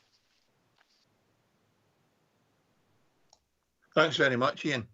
Okay, I'm kind of sensing that members are looking to support this application with the last condition or an additional condition on ducting. So if that is the case, I'll ask Andrew Robinson first of all to tell us what the last condition will read, or for Tracy to tell us what the last condition will read, and then we'll go to see if there are any members otherwise minded. So given the conditions that are set out, either Andrew or Tracy, can you confirm how an additional condition will be introduced and what it will say, please? Chair, if it can help, if you're willing to give me a minute, I can let you know exactly the wording of the conditions that we attached previously, but I'll have to go and search for that. But it basically is along the lines that no development takes place unless and until details of where electrical vehicle ducting will be installed in the property, and then the house shall not be occupied unless and until that has been carried out. But I can get the exact wording for you if you require. Brilliant, David. I think members would be happy to delegate that responsibility to Andrew anyway to ensure an appropriate conditions attached. So if members are content that that condition will be attached, is there any move to reject or propose this application, or do I take it with the silence that this application will be approved subject to the attachment of a condition and the conditions as set out in the report? I will move acceptance, Chair. Thanks very much, Councillor McKee. It would appear that that's unanimous. Agreed. Thanks very much. And Stephen Thompson's agreed with the duck condition. So in that case, Tracy, can you confirm the unanimous decision of the committee, please? Thanks, Chair. Yes, members have agreed to approve the application subject to the conditions as detailed in the report, with an additional condition 13, which will be that no construction takes place until the electrical ducting has been put in place, and this is to future-proof the dwellings for the possible electric charging point installation in the future. Many thanks, Tracy. Again, members, you will know that item 6 have been withdrawn. So, David McKee, did you want to speak? Aye, Chair. I was just wondering, would it be sensible for the planning department to contact builders and let them know that a charging point would be required in every house that they build, where the transport can get to it? Given that, just as was mentioned, some car makers, manufacturers are looking to move away from petrol and diesel in the next 5-10 years, it would be sensible to start putting these charging points in now. And I appreciate what you're saying about a tube, but I don't know what the cost would be to actually put a plug in. And would it be sensible to go down that road? Maybe that's something that David could look into for us and give us a report on it at some future date. Thanks, Chair. Thank you. I wouldn't want to go down that road myself, because currently I can only think of a few folk that have electric cars, so we'd be building hundreds of houses and putting in equipment for a very limited number of cars, whereas the better approach is to facilitate that by making all the ducting and connections available, and then developed into charging points as they need them. And I think David Sutty did say that he was going to be looking at council policy anyway in terms of ducting and future-proofing properties, and that might be the road to take. I've got John Young wanting to speak, but I'll get David Sutty first to give an indication of what his thoughts are on how we go about the electric charging or the ducting issue. Thanks, Chair. As stated, it's not a council policy. If there was looking to be a formal change in council policy, some addendum to Local Development Plan 2, for example, that would need to go through the Economy and Resources Committee. What we have been doing, as I say, is it's more along the lines of an informal basis that we're beginning to look at this. It isn't something I would necessarily want or I feel need to bring before the Planning Applications Committee as a report. It is something which I probably need to discuss with Building Standards colleagues as well, because I suspect as time goes forward, the building regulations are going to change to actually bring in that as a standard requirement for construction anyway.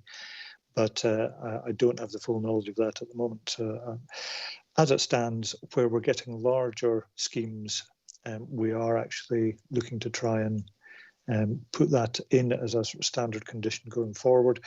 But any more than that, I think we probably need to consider it further with my development planning colleagues and building standards colleagues.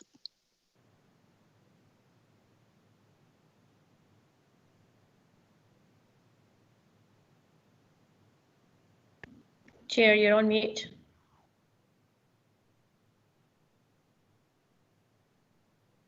Sorry, Tracy, just proves I can't multitask. I see John Martin has made an observation about a means of drawing the cable through the duct is put in place, so that's maybe, but it's more building control issues than ours.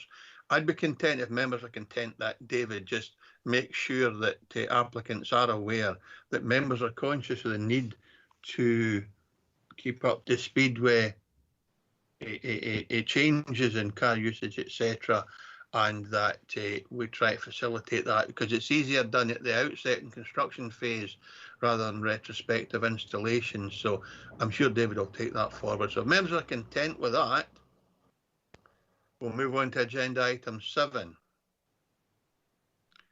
Item 6, as I was saying earlier, has already been withdrawn. So agenda item 7, an application for residential development at land at College Mains, College Road, Dumfries. The application type is a planning permission in principle. The applicant, Mrs. S.M. Bell, recommendation is to refuse. Case officer Chris McTeer, and the reference number is 20/0338/PIP.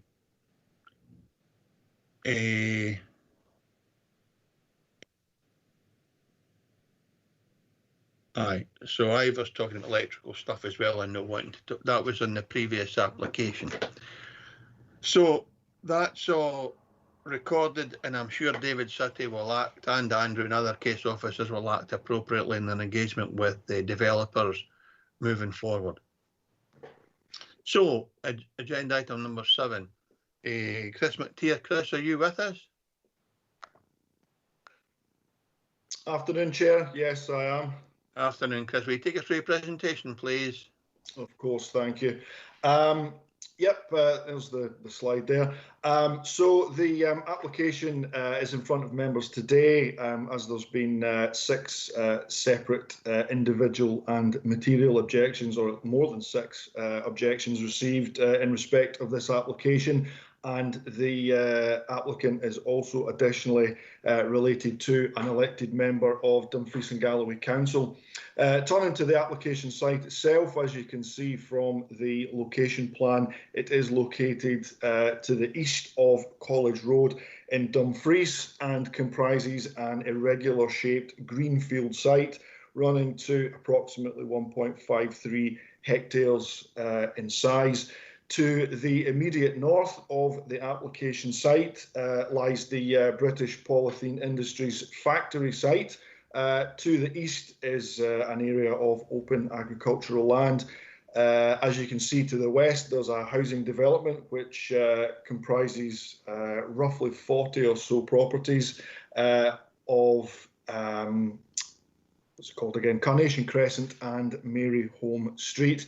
The application is an in-principle application for a residential development. There is no detail submitted on the layout, but supporting information does indicate that 45 dwellings would be provided on site. A full assessment of the proposal is included in the report, but I just wanted to pull out a couple of key issues for members just as part of my presentation. First and foremost is the principle of development, which is covered in the report from paragraphs 4.4 to 4.10. 4.5 outlines the criteria of LDP2 policy H1, which states that the council will support development on allocated housing sites. In this instance, it's not an allocated housing site, but it does further stipulate that development of sites needs to demonstrate to the satisfaction of the council that the proposed development would meet any of a number of 3 criteria. They would result in the development of a brownfield site, wouldn't prevent or restrict the physical development of an allocated site, and the proposal should not be of a scale that would adversely affect the overall spatial strategy of the plan. The application site isn't brownfield, as I mentioned previously, it is a greenfield site. It wouldn't restrict the development of an allocated site. The housing to the west of the application site is currently in LDP2 as an allocated site, although physical development of that particular site and the publication of LDP kind of crossed over. So the site was virtually completed as LDP2 was adopted by the council. So the first two of those criteria aren't really relevant. So therefore, the key consideration in this instance is whether the proposal is of a scale to adversely affect the overall spatial strategy of delivering housing land during the lifetime of the plan. Having had a look at it, we consider that it doesn't. It's not of a size where it could be considered as a windfall site. It's a fairly substantial size. The site in itself was considered for inclusion within LDP2 as part of the call for sites process.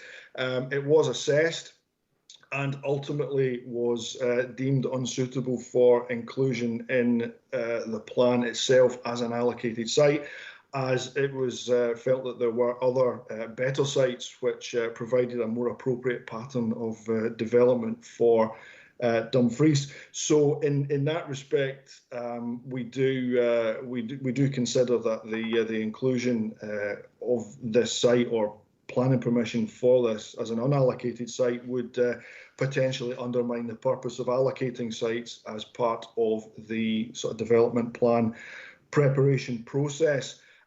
One of the other sort of key points that we looked at as part of this application was land use conflict, specifically the introduction of a noise-sensitive use adjacent to an established business and industrial site. That's covered in the report, paragraphs 4.22 to 4.24. A noise report was submitted as part of the supporting information that accompanied this planning application, which had various parts of mitigation, and part of that was to include an acoustic barrier along the northern boundary of the application site. It is worth noting that British Polythene Industries, or BPI as it's been shortened to in the report, commissioned their own noise report, which had there were various sort of discordancies between these two reports which we had in sight. So we had to consult with colleagues in environmental health. Now, obviously, given the timing of the report, the application rather, being with us for determination, as members may know, that a lot of the environmental health staff were redeployed to deal with the COVID-19 situation. So as a result, we were unable to get any sort of professional consultation on the two noise reports that were submitted for this. So we felt that given the two conflicting views and in line with Scottish planning policy guidance, we ought to adopt the precautionary approach in this instance, because there were concerns with introducing as I say, a noise sensitive development close to an established use, where there is a certain amount of uncertainty as to whether an amount of amenity could be maintained to a reasonable standard should that be approved. There are one or two other aspects to that which I have included in the report, but for the reasons outlined in that, we are recommending refusal of this particular application. But as ever, I am happy to answer any questions that members might have.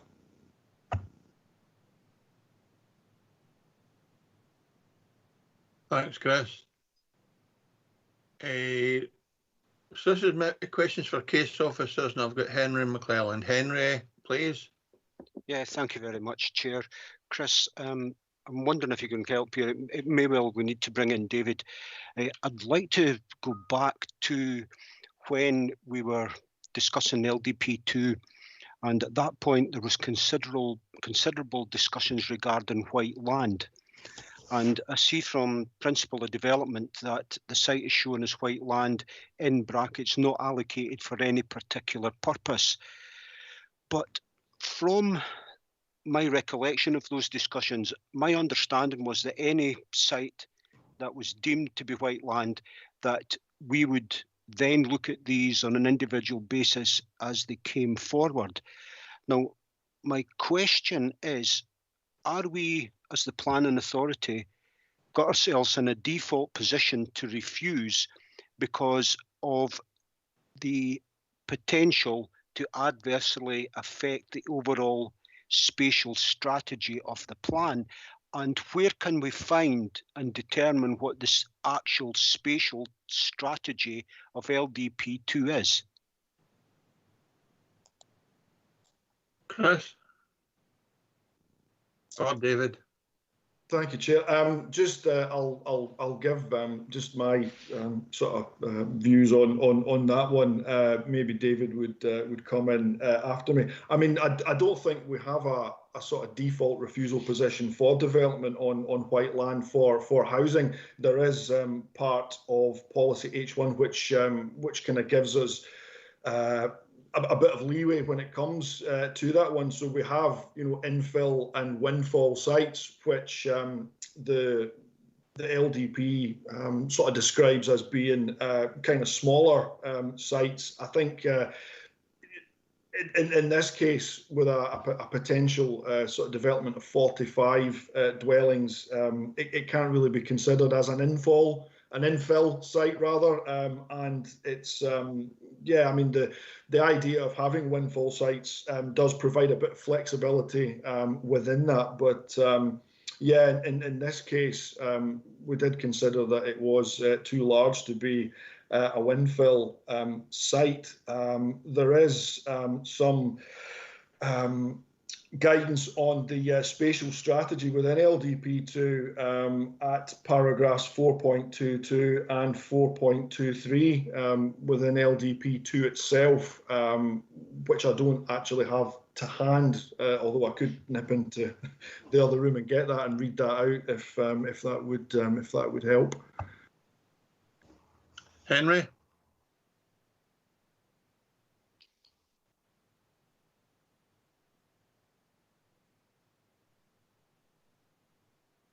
Sorry, I was on mute there. Yeah, I'm aware of paragraph 4.23 from 4.7 that LDP2 states that within settlement boundaries there will be opportunities for housing on sites not allocated for this purpose. Okay, so I think my understanding is that it isn't completely out with LDP2 to allow developments on white land site, and if that is the case, I'd just like to confirm that white land sites can be developed if we so find just cause for that. And my second point, Chris, I just would like to come back on this one as well. I noticed DFS H270, I looked at that on the local development plan and I looked at the development of Dumfries, and I'm really curious as to the third point for refusal as to the soil condition of this piece of land in accordance with policy NE13, that would be loss of good quality agricultural soil. I'm just wondering if that same term would apply to every development along the corridor of the A75, and I'm just wondering if this is a convenient policy interpretation to put onto these type of refusals. Chris? I mean, obviously, we will look at every case on an individual basis. I couldn't really speculate on sort of land quality anywhere other than where I've looked at, which in this case was just for the application site. I mean, we do have the policy is there in the plan policy NE13, which says that we wouldn't support loss of agricultural land at the classification 3.2 or above. Obviously, every application is dealt with on its own merits. It is on the limit. I will say that it is at a classification of 3.2. So very technically, at least, it does it doesn't comply with that particular policy in LDP2. Thanks, Chris. Thanks, Chair. Thanks, Henry. I have two other registered speakers, and this is still on questions for the case officer. Andy Ferguson, then Ivor Hislop. Andy, please. Morning. Thanks, Chair. I'm really interested about the noise pollution part. And it seems a bit perverse to me that the organisation would come in and tell us that the noise pollution is actually higher than the other tests that were done. So the question really for me is, if that's the case, that factory is already polluting, having air pollution for both Sandside to the south and including to the north. So what mitigation are we putting in place to sort that? And I appreciate that's not your role at this moment in time, but I think if we're going to give weight to that in the deliberations when we come to it later, right, we need some form of clarity here about what is happening about the noise pollution that's currently coming out of these factories.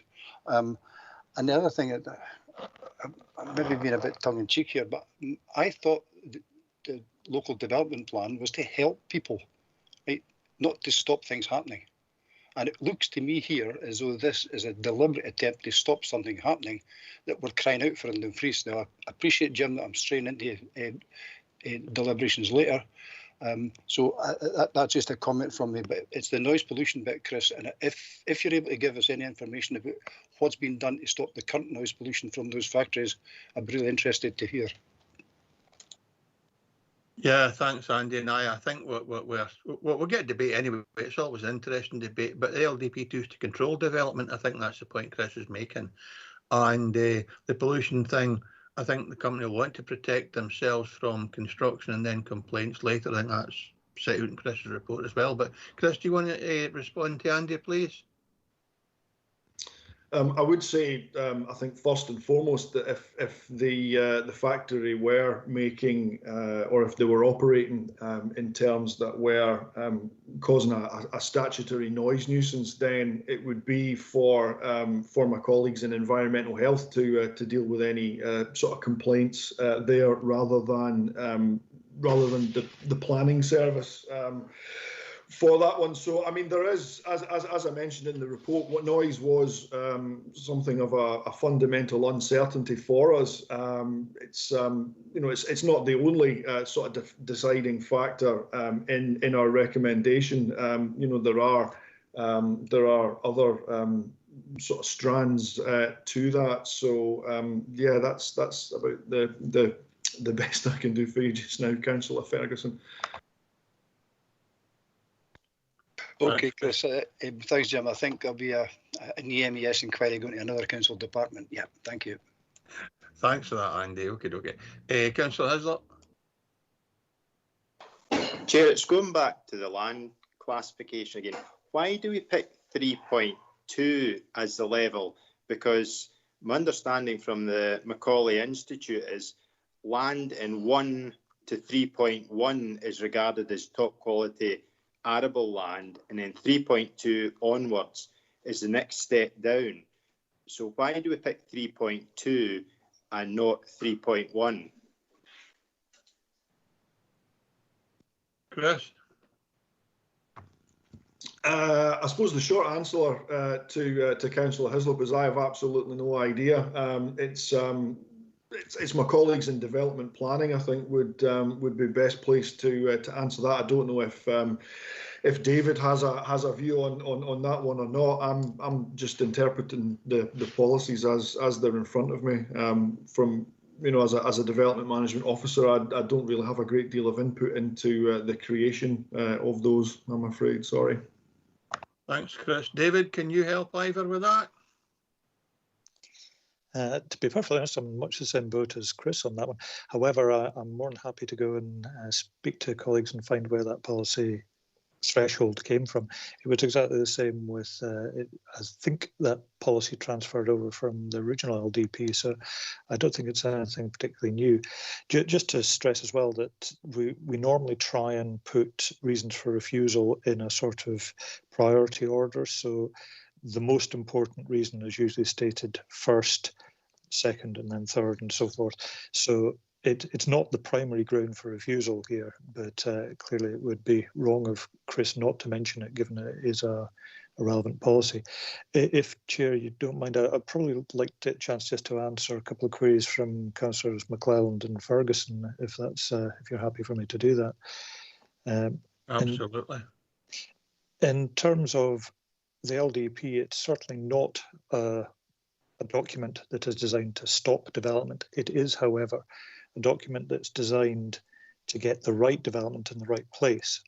And there's quite an extensive process to be gone through, where you've got the, looking at the housing land supply that's required, that the whole HMDA process that goes through to actually get those figures, the call for sites, the assessment of sites, and then this all goes through full council. So obviously we've got to a stage where this site was considered as part of that due process. It wasn't included, and therefore we do have, it is therefore white land. It's not an allocated site that was being clearly promoted for development. We therefore have to look, as Chris has already said, at policy H1, and certainly something of this size, 45 units, I don't think could be considered reasonably as infill or windfall.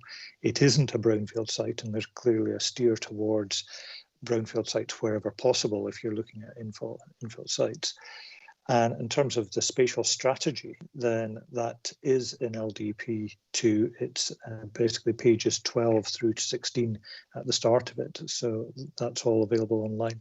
It just sets out the strategy of where we're forming the places, looking at the assessment of each site and how it comes through. So just because it's white land, it doesn't mean it can't be developed. It doesn't mean that it should be developed. It's got to be looked at on its own merits, and for the reasons set out in the report. We came to the conclusion that really it wasn't appropriate to advocate a site of this size as an infill or windfall site. Thanks, David. Still on questions to the case officers. I've got John Young, please.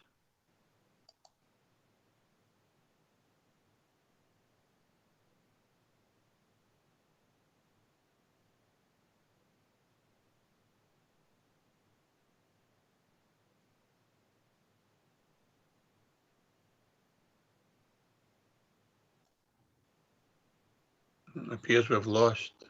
No, I'm sorry, I'm back again. Oh, good, John. Very quickly, that seems a relatively new development at Mary Home, which is adjacent to this application site. Were noise considerations taken into account there, and were acoustic barriers considered to protect that site from noise? Thank you. Chris? The application, which is or the site of the housing at Mary Home and Carnation Crescent, was the subject of a 2015 planning application, which was granted by the Planning Applications Committee in July 2016. It was actually granted contrary to officer recommendation, but noise was taken into account. I'm fairly certain at the time it did form part of the consideration for that. But yeah, bearing in mind it was approved, contrary to officer recommendation. So all the conditions that were dealt with in the further application that came in 2017 were added on afterwards, if that makes sense. You okay with that, John? No, that's a very full answer. Thank you, Chris. Thanks, John. Jeff Lever, Councillor Lever. Thanks, Chair. Just on the subject of the land where Carnation Crescent was built, was that also white land? Chris? I do believe at the time, yes, it was. It was an unallocated site. So yes, it would have been white, but I think in 2015 it would have been, I think it crossed over between just at the introduction of the first LDP. Perhaps David can cast his mind back to that one. I think it may have been a sort of crossover between sort of general policies and policies that came through with LDP 1. David, you wanting to add to Chris's observations? Funnily enough, just as we're speaking, I was trying to call up that original decision. Oh yeah, it was Barry was the case officer back then. Sorry, give me a second, just scrolling through it. It fell within the Dumfries settlement boundary. It was considered under the first LDP. It's not protected or allocated for any purpose, so it was white land at that time as well. So this is a rolling white land scheme, is it? Yes, I mean it was identified. The previous one, yeah. It was white land at the time of the original application, so, and then it was identified now in LDP2 simply by virtue of the permission that had been granted, if that makes sense. And that was granted as an exception to policy, wasn't it? Yes, it was recommended for refusal by officers, and the committee decided to actually support it at that stage. Right, thanks. It's interesting. Thanks, Jeff. Okay, if there are no other members looking to speak at this time, we have representations. I would say at this time that we have been contacted by Mr. Stuart Turnbull. He did register to speak. He's having connectivity trouble, so he won't be able to join us today. So I just want to record that it's not as if he didn't try to join, he was unable to do so. So the first speaker is Alan Graham on behalf of Berry PPI. And Alan, if you're with us. Yeah, I'm here, Chairman. Brilliant. Yeah, I have 3 minutes, Alan, to make a presentation, after which time, well, I'll remind you with 30 seconds to go just to draw a presentation to a conclusion. And if you'd be kind enough to wait in case members have questions for you, I'd be grateful. So just whenever you're ready, Alan, thank you. Okay. Thank you very much, Mr. Chairman. Good afternoon, everyone. My name's Alan Graham. I'm the Berry BPI Divisional Director for the UK, responsible for 10 plants across the country employing in excess of 1,000 people. The Dumfries plant is one of those 10 plants. It just so happens that I'm actually a Dumfries resident and therefore have significant both professional and personal interest in this application. The Dumfries plant opened in 1995. It's one only facility in Scotland which essentially recycles agricultural plastic waste, doing about 16,000 tonnes per annum. And we recycle that plastic into products such as refuse sacks, construction film, and our plaswood products, which include things like bollards, street signs, fabricated benches, or picnic benches. They're built in their workshop on the site at Dumfries, and they're visible throughout the town of Dumfries. You can see them if you look at your local street signs. You'll see it's actually made of plastic when it looks like wood. And therefore, we're making a direct contribution to the sustainable manufacturing economy. We've therefore been recycling plastic on that site for 23 years before anyone had even heard of Blue Planet. We intend to spend in excess of $750,000 expanding the plaswood facility on the site, creating up to 10 new jobs over the next 3 years. I'm committed to do nothing that would actually cause my Berry parent company to review that investment.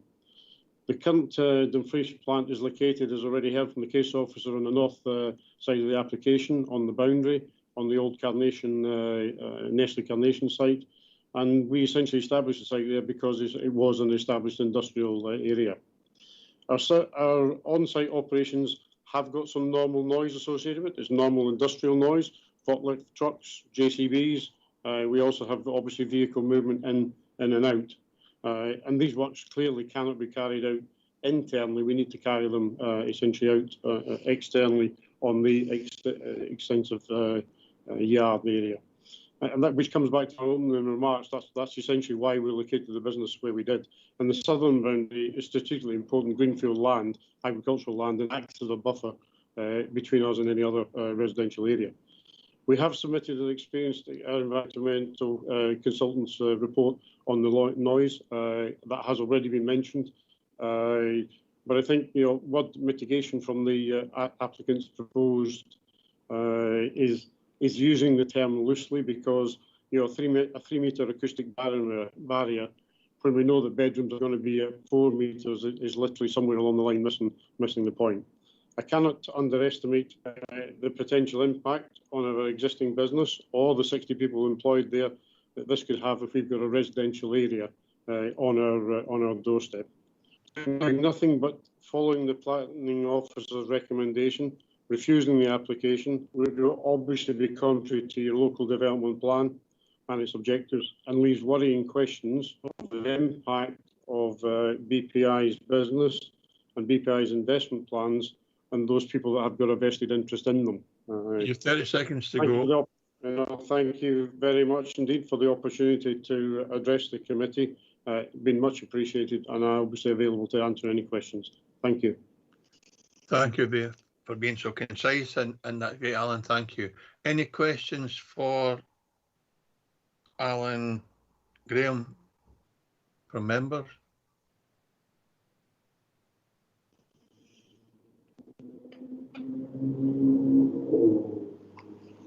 It appears it's your lucky day, Alan. Doesn't happen very often, Jim, I can assure you. Thank you. Thanks very much for joining us. Stuart Turnbull, as I did say, unfortunately cannot join today for connectivity reasons. So we now come to the applicant, Mrs. Sheila Bell, and a statement that's to be read out by Tracy. Obviously, there are no questions on that since it's simply a statement. But Tracy, when you're ready, can you read out the statement, please? I have been asked to present a short statement to the Planning Committee. It focuses on 3 proposed reasons for refusal, which members will see set out in the committee report. The proposed application site is located on land at College Road, Dumfries. The development of 45 units will wrap around the recently completed and well-received first phase of development in this location by Lorburn Housing Association. The proposals are a seamless integration with the first phase using common agriculture materials and access, and it is intended that the same local contractor, Ashley Construction, will build it. Reason 1, it is acknowledged that the land is not allocated in the LDP and that the case officer's reasons that the development is therefore contrary to policy H1B. Having carefully considered policy H1B, I don't agree and ask members to note the material considerations that render the development capable of receiving positive consideration at this meeting. Following successful completion of the first phase, Lorburn Housing Association are keen to deliver more affordable housing in the area, and the application site is a logical continuation of their first phase. The proposals contribute to the realisation of the LDP spatial strategy and contribute to the supply of affordable housing in the Dumfries HMA. The proposed development has funding secured and will come forward at a time when construction activity in Dumfries is reduced as a result of the pandemic, adding much needed economy activity, not only for a local building firm, but in their local supply chain and by providing additional customers for local shops. By reference to the bullet points within policy H1B, the proposals do comply as they do not prevent or restrict physical development of an allocated site. To the contrary, they enhance and protect a recently completed development of LDP allocation DFS H270. I'll return to that point in a moment. Furthermore, the site is not of a scale that could adversely affect the overall development strategy of the plan.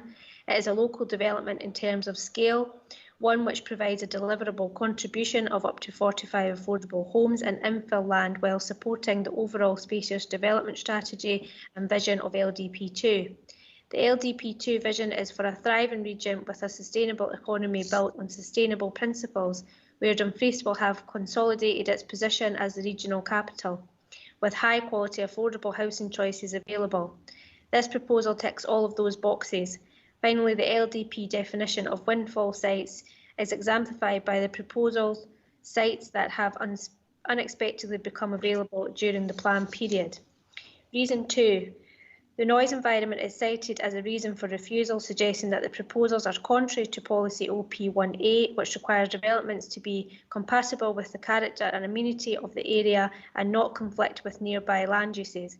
There can be no questions that housing is compatible with the established character and amenity of this residential area.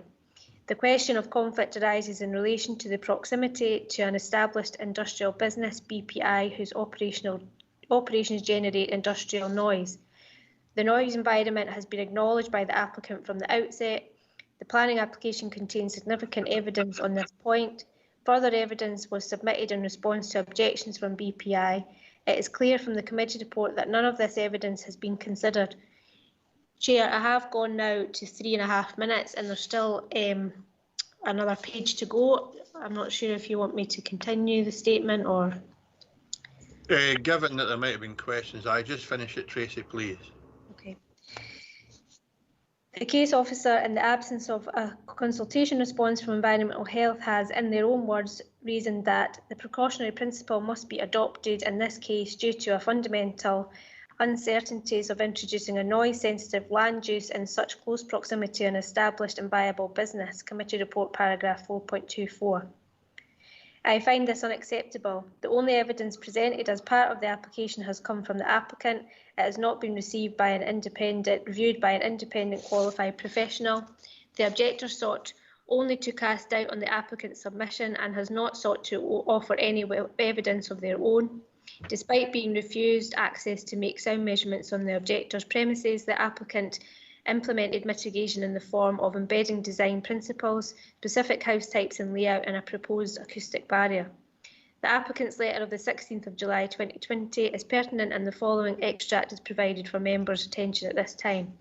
Continuing to object to this final phase of development on our client's lands ignores the fact that noise from BPI's operations is likely to be experienced in the first phase of development at College Mains, which is unmitigated at present.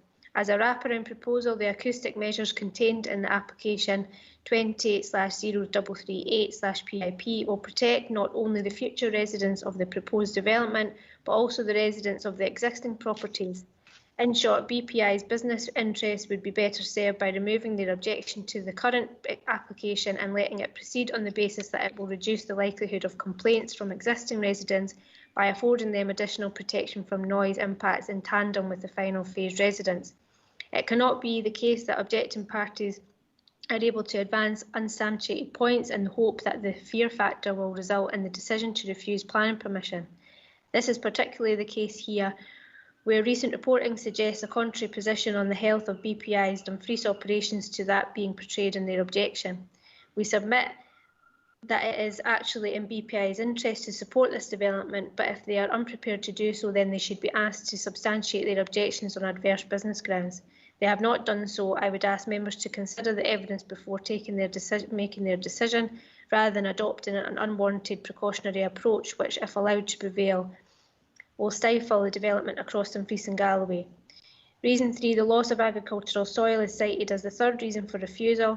The committee is asked to note that development is only partially on Class 3.2 agricultural land, with the northern portion of the site being substantially within the urban area of Dumfries, as delineated in the Macaulay Institute.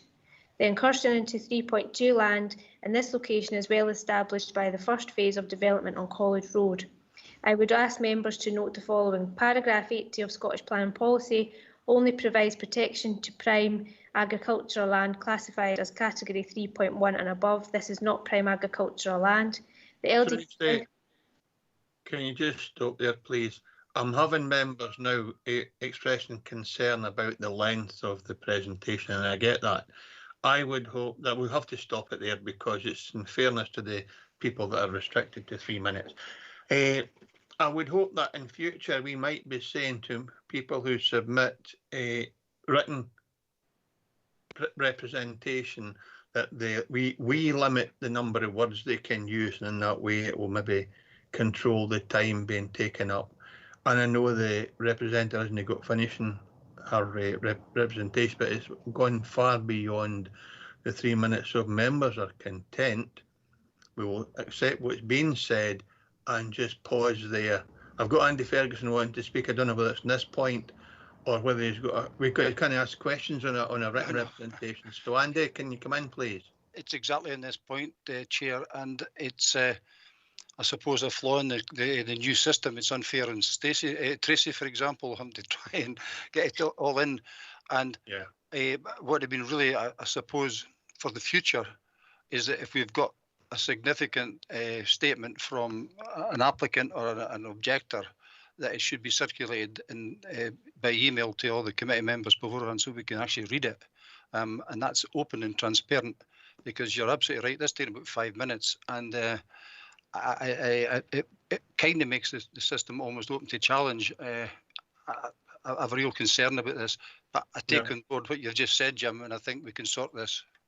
Yeah, I think so. And I think the other thing is applicants are always entitled to circulate to members in advance of the meeting anything they want to say. You don't have to read it, which is why I suppose a written representation to the committee is something that has to be read and all members have to hear it. So the option's always open to these folk to contact elected members directly anyway with any information they want to share. Councillor Hislop? Chair, is there any legal information or anything like that that would put the decision at risk if we don't hear the rest of it? Because, like you, it should be 3 minutes, but if there's a piece of information in that last wee bit that actually puts a decision at risk because we didn't hear it, I would have concerns about that, but that's the only thing. Okay, all I can do is ask Tracy to extrapolate what the last bit says and put it into a couple of sentences rather than another 5 minutes.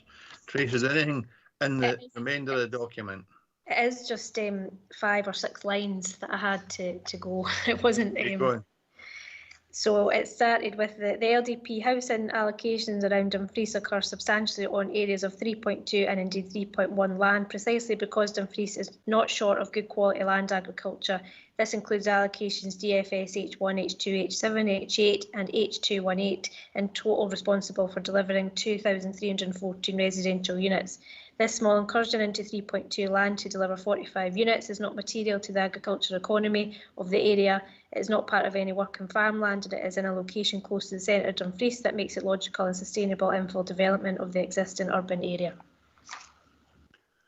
Right, so the members' concerns in every respect, including the opportunity, or limited opportunity the objector got. So I think in future we will either have to say quite clearly that at the end of 3 minutes any presentation or representation will be stopped, or they will have to condense their written response into such a window that makes it possible to have it all done in 3 minutes, because we can't have this going on. It's clearly open to interpretation how long or how much information folk can put in writing, and it's difficult for members to absorb that as well. So I'm sure we'll leave it to David and Tracy to make sure that as of today there will be no representation going on longer than the allocated 3 minutes, and David Such has already said that in the chat function anyway. Ian Blake? Yeah, just very briefly on the same point. It surely would be fairly simple to work out how many words could actually be going to a 3 minute period, and that then give any representatives an idea. So, say it's 1,500 words, it could be comfortably done in 3 minutes. Just a generalisation, but that would certainly make it clearer to any representation. Thank you. Thanks, Ian. I already said that would limit it to whatever number of words, so you and I are clearly on the same page in that respect. But that's fine. So, given that we've addressed that particular issue, we will ensure that doesn't happen again, that members will be challenged in this way, and apologies to the objector who didn't get the same length of time. So, members, we're now in session.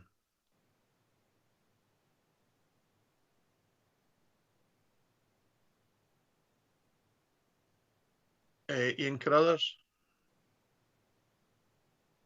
Thank you, Chair. Just to really start things off, so when I read this report, it wasn't 100 mile away from me. I thought it was quite reasonable and balanced, being honest. But did I agree with the final recommendations? I don't actually agree with it. And there's been so much discussed today and considered as part of this application. So I'm just giving a general view at this point in time, certainly, Chairman. But I would support. So I suppose just to dilute units, when I got to paragraph 4.35, that's when I realised I felt that actually the case officer took quite a balanced view, but actually the parts within that particular paragraph were the things that tipped it for me, Chairman, where I felt we do have larger objectives. I am aware of some restraints on other sites in North West Dumfries that I've come aware of recently, which I won't go into discussion today. It would be inappropriate. But I think this is going back to the points made around about Whiteland. I don't see how this does adversely affect the spatial strategy in that area. This is an opportunity to actually bring affordable housing at a reasonable scale and level in that particular area. It's needed to come back to local housing strategy, housing needs demands assessment. It's all identified as it is needed in that area. The only one point I think we'd have to be careful on, because obviously if this does get approved today, is the potential conflict with the business use, and we'd have to be absolutely clear. I suppose it would have to come back for a further application, but the mitigation and potential conflict there is my only concern regards to this development being built, and that concern for me can be mitigated with a proper acoustic barrier or whatever methods being used in place. Chair, that's all I'll say at this moment in time. I'm actually supportive of the application. I'd like to see it being approved, and there's been so much discussion. I would imagine there'll be a number of folk who want to talk to this. So you're making a recommendation? I'm just saying at this point in time, just as I've said, I'm very supportive of it. I'm not making any recommendation right now, but I am supportive of it, Chair. I'd like to see it being approved. Councillor Maitland. Well, I don't think members will be entirely surprised to hear that I am not in support of it at all, in principle, for the very reasons that have really been elaborated on by the objector.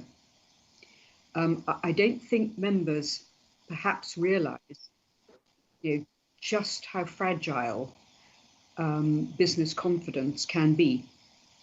And if people decide that there is an option for investment, and one of the sites is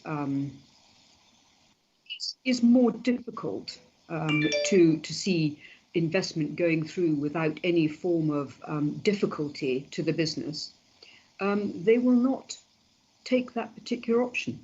And I don't believe that, given we've got to balance up the need, and I do agree there is a need for affordable housing, against the need for good quality jobs, and in particular interested in the fact that this is also to do with recycling and is well established.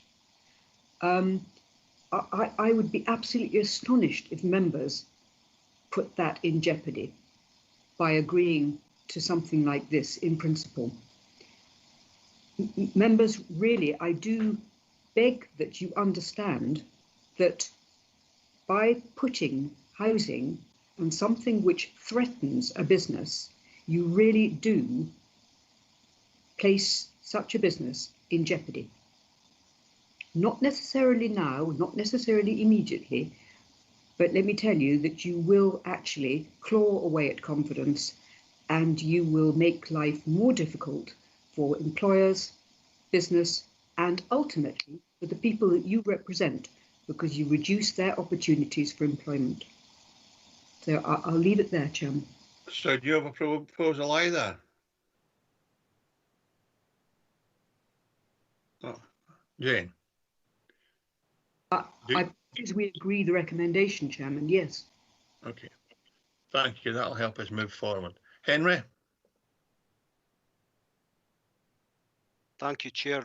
I'll just come out straight and put my cards on the table. I don't agree with the refusal. I believe we should support this development. This development for the social housing, it's 45 potential houses to be built here, up to 45. I think that as a region, we are looking to get as many houses, affordable houses built as we possibly can. We're going into a potential economic recovery, and it's maybe the opposite argument to Councillor Maitland there regarding the facility above the road there, just across from the development. But 45 houses brings significant upturn in the economy to the local building firms, the guys that are working there, and their ability to spend that money. I do believe we should actually support this. Now, as you go through into the building warrant phase, there's things that can be done. I've seen houses built next door to engineering factories that are emanating significant noise. There's things that can be done for upper story floors where you do appropriate glazing or whatever, so that can be brought into the building control side of things, which will then dampen down noise pollution. So I don't hold water that because you're building two-storey properties that there's nothing that you can do to mitigate noise. And we've seen we build properties next to the A75, next to the railway. We put bankings in place that will mitigate the noise that's emanating from these places. So I understand where Councillor Maitland's coming from, but cards on the table, I think we should approve this application. So is that a proposal? It is a proposal, yes. Okay, and you'll give us the reasons for that again if we get to a vote. I've got Jeff Lever, John Martin and Ian Carruthers in that order, please. Thank you, Chair. Sorry, I do wonder why we bother having Chair. a local... Can you hear me? Yes.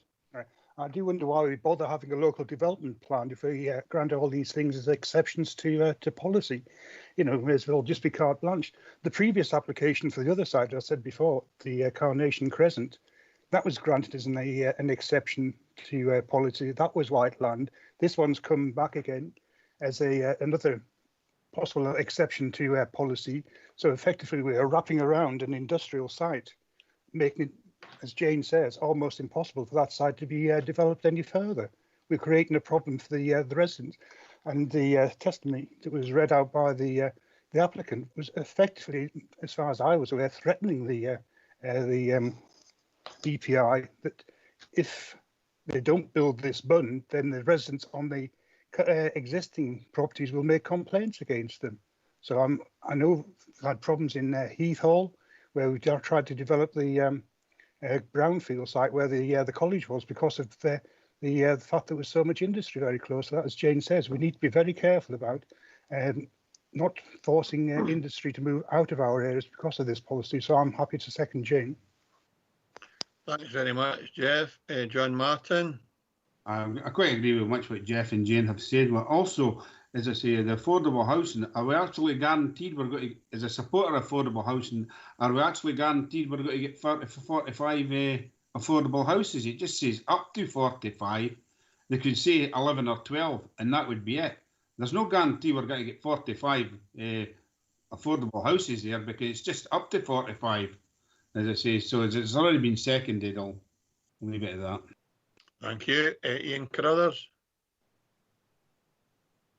Sorry, Chairman, I spoke over Jeff earlier. No, that was an old hand. Thank you.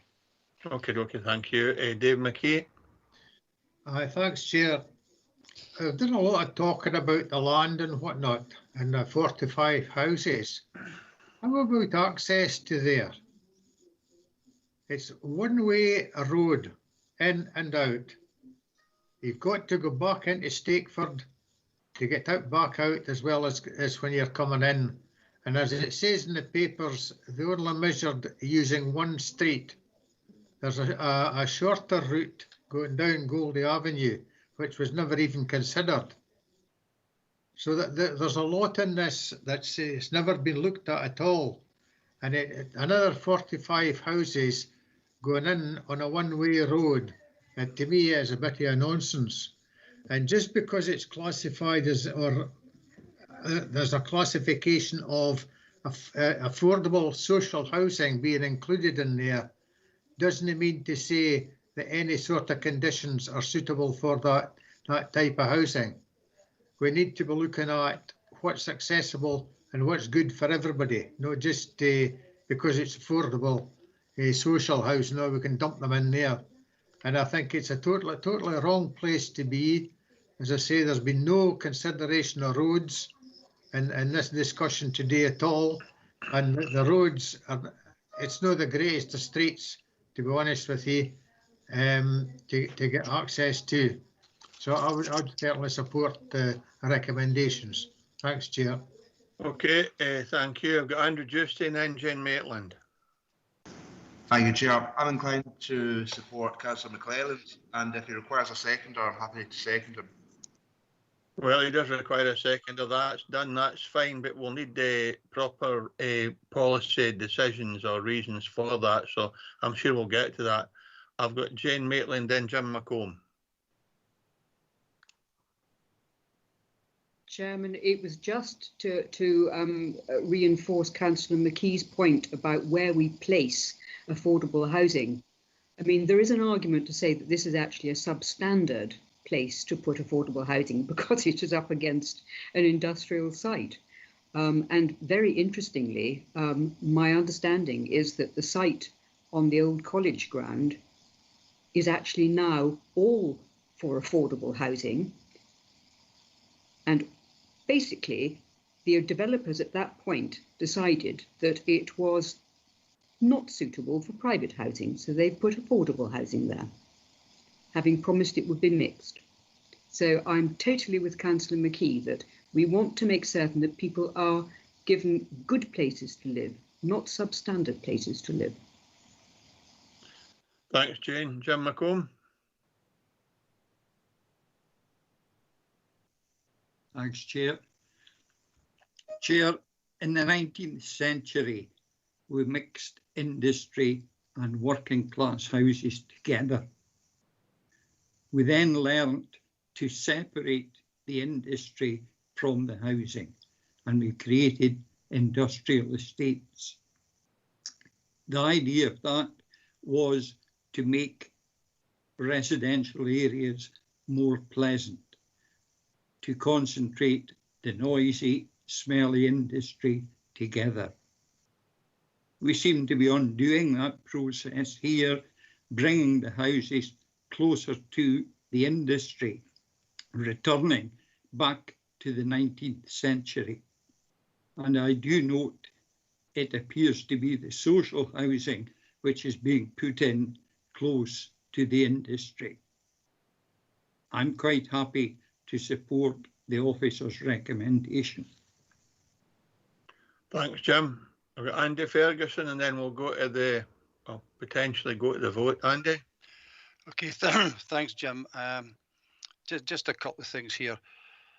Let's get straight. Phase 1 is of the highest standard of social housing anywhere in the region. It's been recognised nationally, both UK and Scotland wide. It's near passive housing. It's got specialist parts put into some of the houses in there, which are just on the one floor for people with multiple and severe disabilities. And my understanding is that this principle is so that Loreburn can actually build houses on this using this planning permission. That means, by definition, every single house will be a social housing. It will be for social housing. It's not a case of a mixed economy here. It will all be for social housing. And just one last thing is that some of us here will recognise that the current dearth of accommodation in the Greater Dumfries area for accommodation for people with multiple and complex needs is really it's a travesty, to be frank, and this goes a long way to help to do that if this is successful. So I'm actually saying it's totally different. This is probably as good a quality if it's like phase 1, that as long as and that would be up to planning standards and everyone else.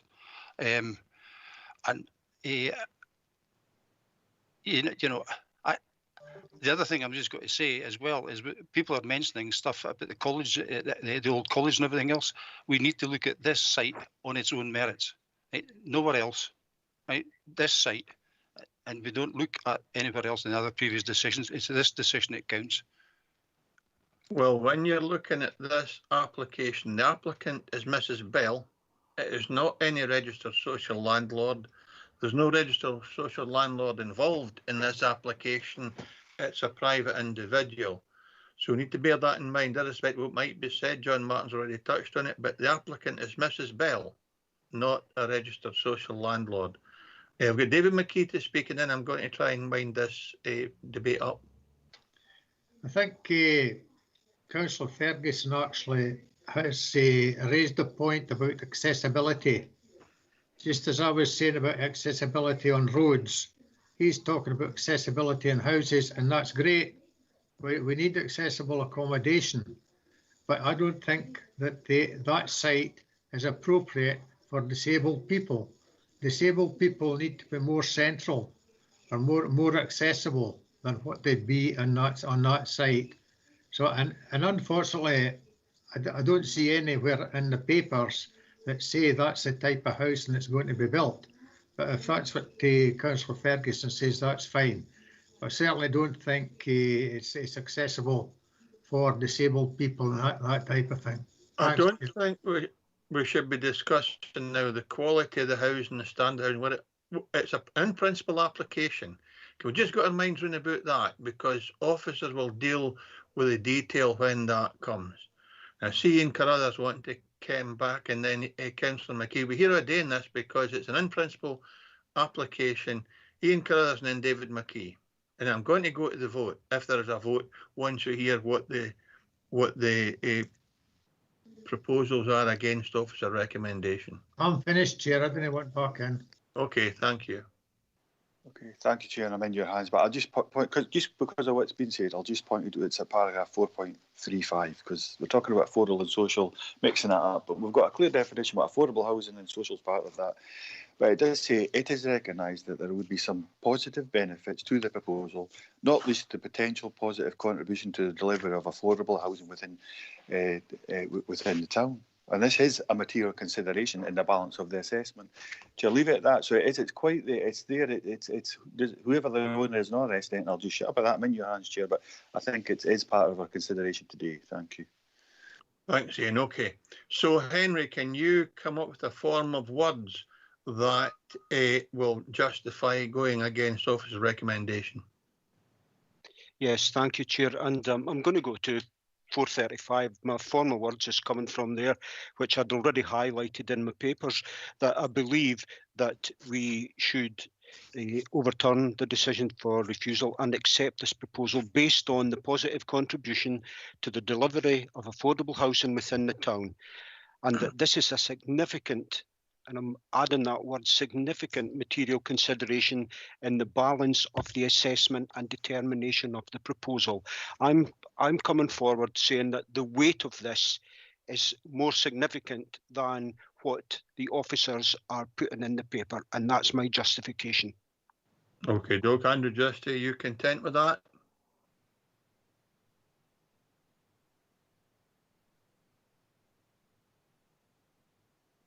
Andrew? I'm content with that, Chair. Thank you. Thanks, Andrew. And Jane has proposed. So the motion is to go with officer's recommendation, moved by Jane and seconded by Jeff Lever. The amendment is to recommend approval or approve the application, and that is the proposal set by Henry McClelland and seconded by Andrew Justy. Tracy, can you take us through the process, please, and carry out the vote? Chair, can I just confirm that there would be conditions also attached to the amendment? Henry? Oh. Yes, yes, yeah, of course, Chair. Of course, there would be whatever conditions the planning officer is deemed to fit the application. Yeah. Because it's an in-principle application, so once the application came forward, the officer would determine what was appropriate and what was not. I think that's right. Is that right, David? Chair, that's absolutely correct. It would be the same situation as we had previously with the application that was approved in principle, and then the reserved matters effectively were covered by officers. Thanks, David. Okay, thanks, Tracy. In that case, you sort out the application, the motion amendment, and then conduct the vote, please. Thanks, Chair. So a motion is proposed by Councillor Maitland, seconded by Councillor Lever, to refuse the application on the grounds as detailed in the report, and the amendment is proposed by Councillor McClelland, seconded by Councillor Justy, to approve the application as an exception to policy on the grounds that this proposal would have a positive impact on the local economy and contribute to affordable housing in the area, which significantly outweighs the reasons for refusal to appropriate conditions. Thanks very much, Tracy. Chair. Motion. Vice Chair. Motion. Councillor Blake. Amendment. Councillor Crothers. Amendment. Councillor Drysdale. Amendment. Councillor Fairbairn. Amendment. Councillor Ferguson. Amendment. Councillor Giusti. Amendment. Councillor Hislop. Amendment. Councillor Lever. Motion. I think Councillor McGregor is still out, but I'll just check. Councillor McGregor? No. Councillor McClelland? Amendment. Councillor McComb? Motion. Councillor McKee? Motion. Councillor Maitland? Motion. Councillor Martin? Motion. Councillor Tate? Amendment. Councillor Thompson? Are you back? No. And Councillor Young? Amendment.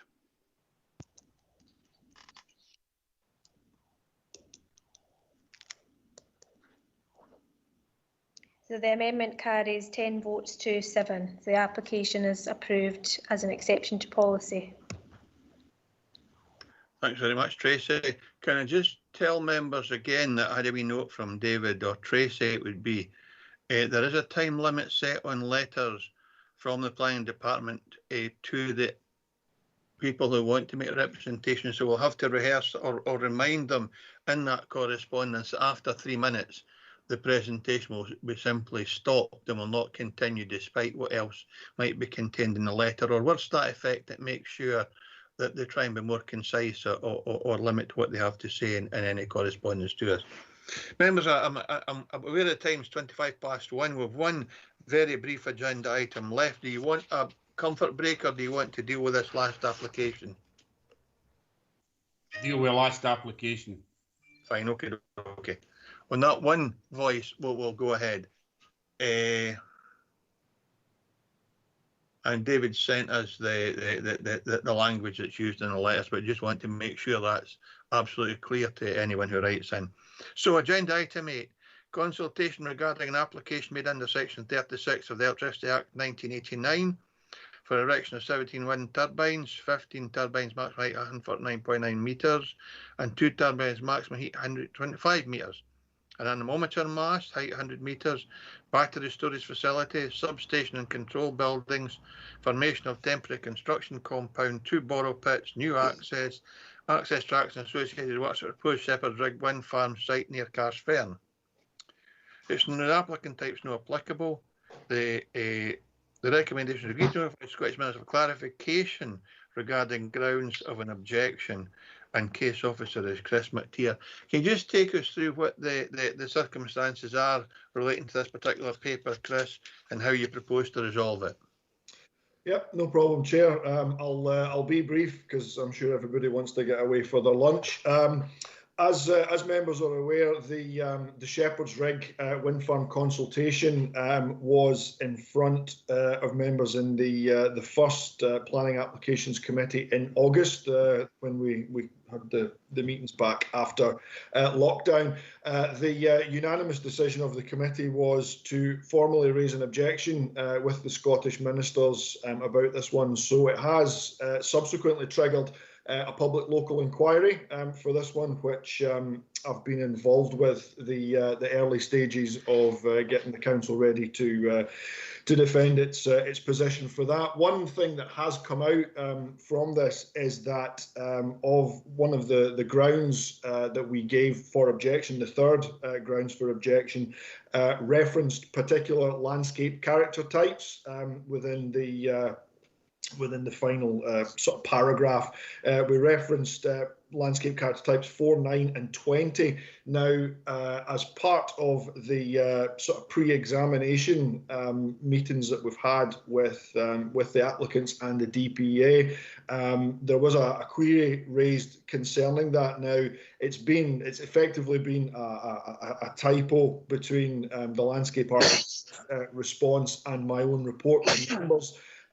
We should have referenced landscape character types 4, 9, 19 and 19A.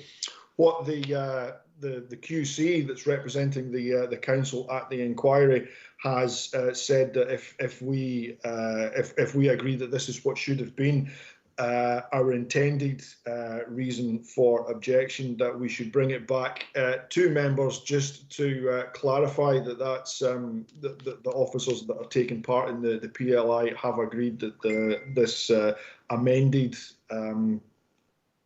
reason for refusal should stand. So it's really just a clarification from members that they are happy for us to agree the change to the council's recommendation for that one. It's just a small sort of technical change, but we felt it best to bring it back before members of the committee.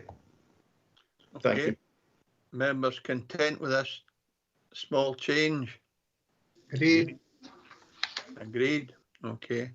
Unanimous decision of the committee that that's supported. Tracy, can you confirm the decision of the committee, please? That's yeah. Members have agreed to notify the Scottish Ministers of a clarification regarding the grounds of the objection as detailed in the report. Brilliant. Thanks very much, everyone, for your forbearance today and going beyond your lunch break. Thanks for your time. That's I have no further business for today. Meeting closed. Thanks very much. Thank you, Chair. Yeah.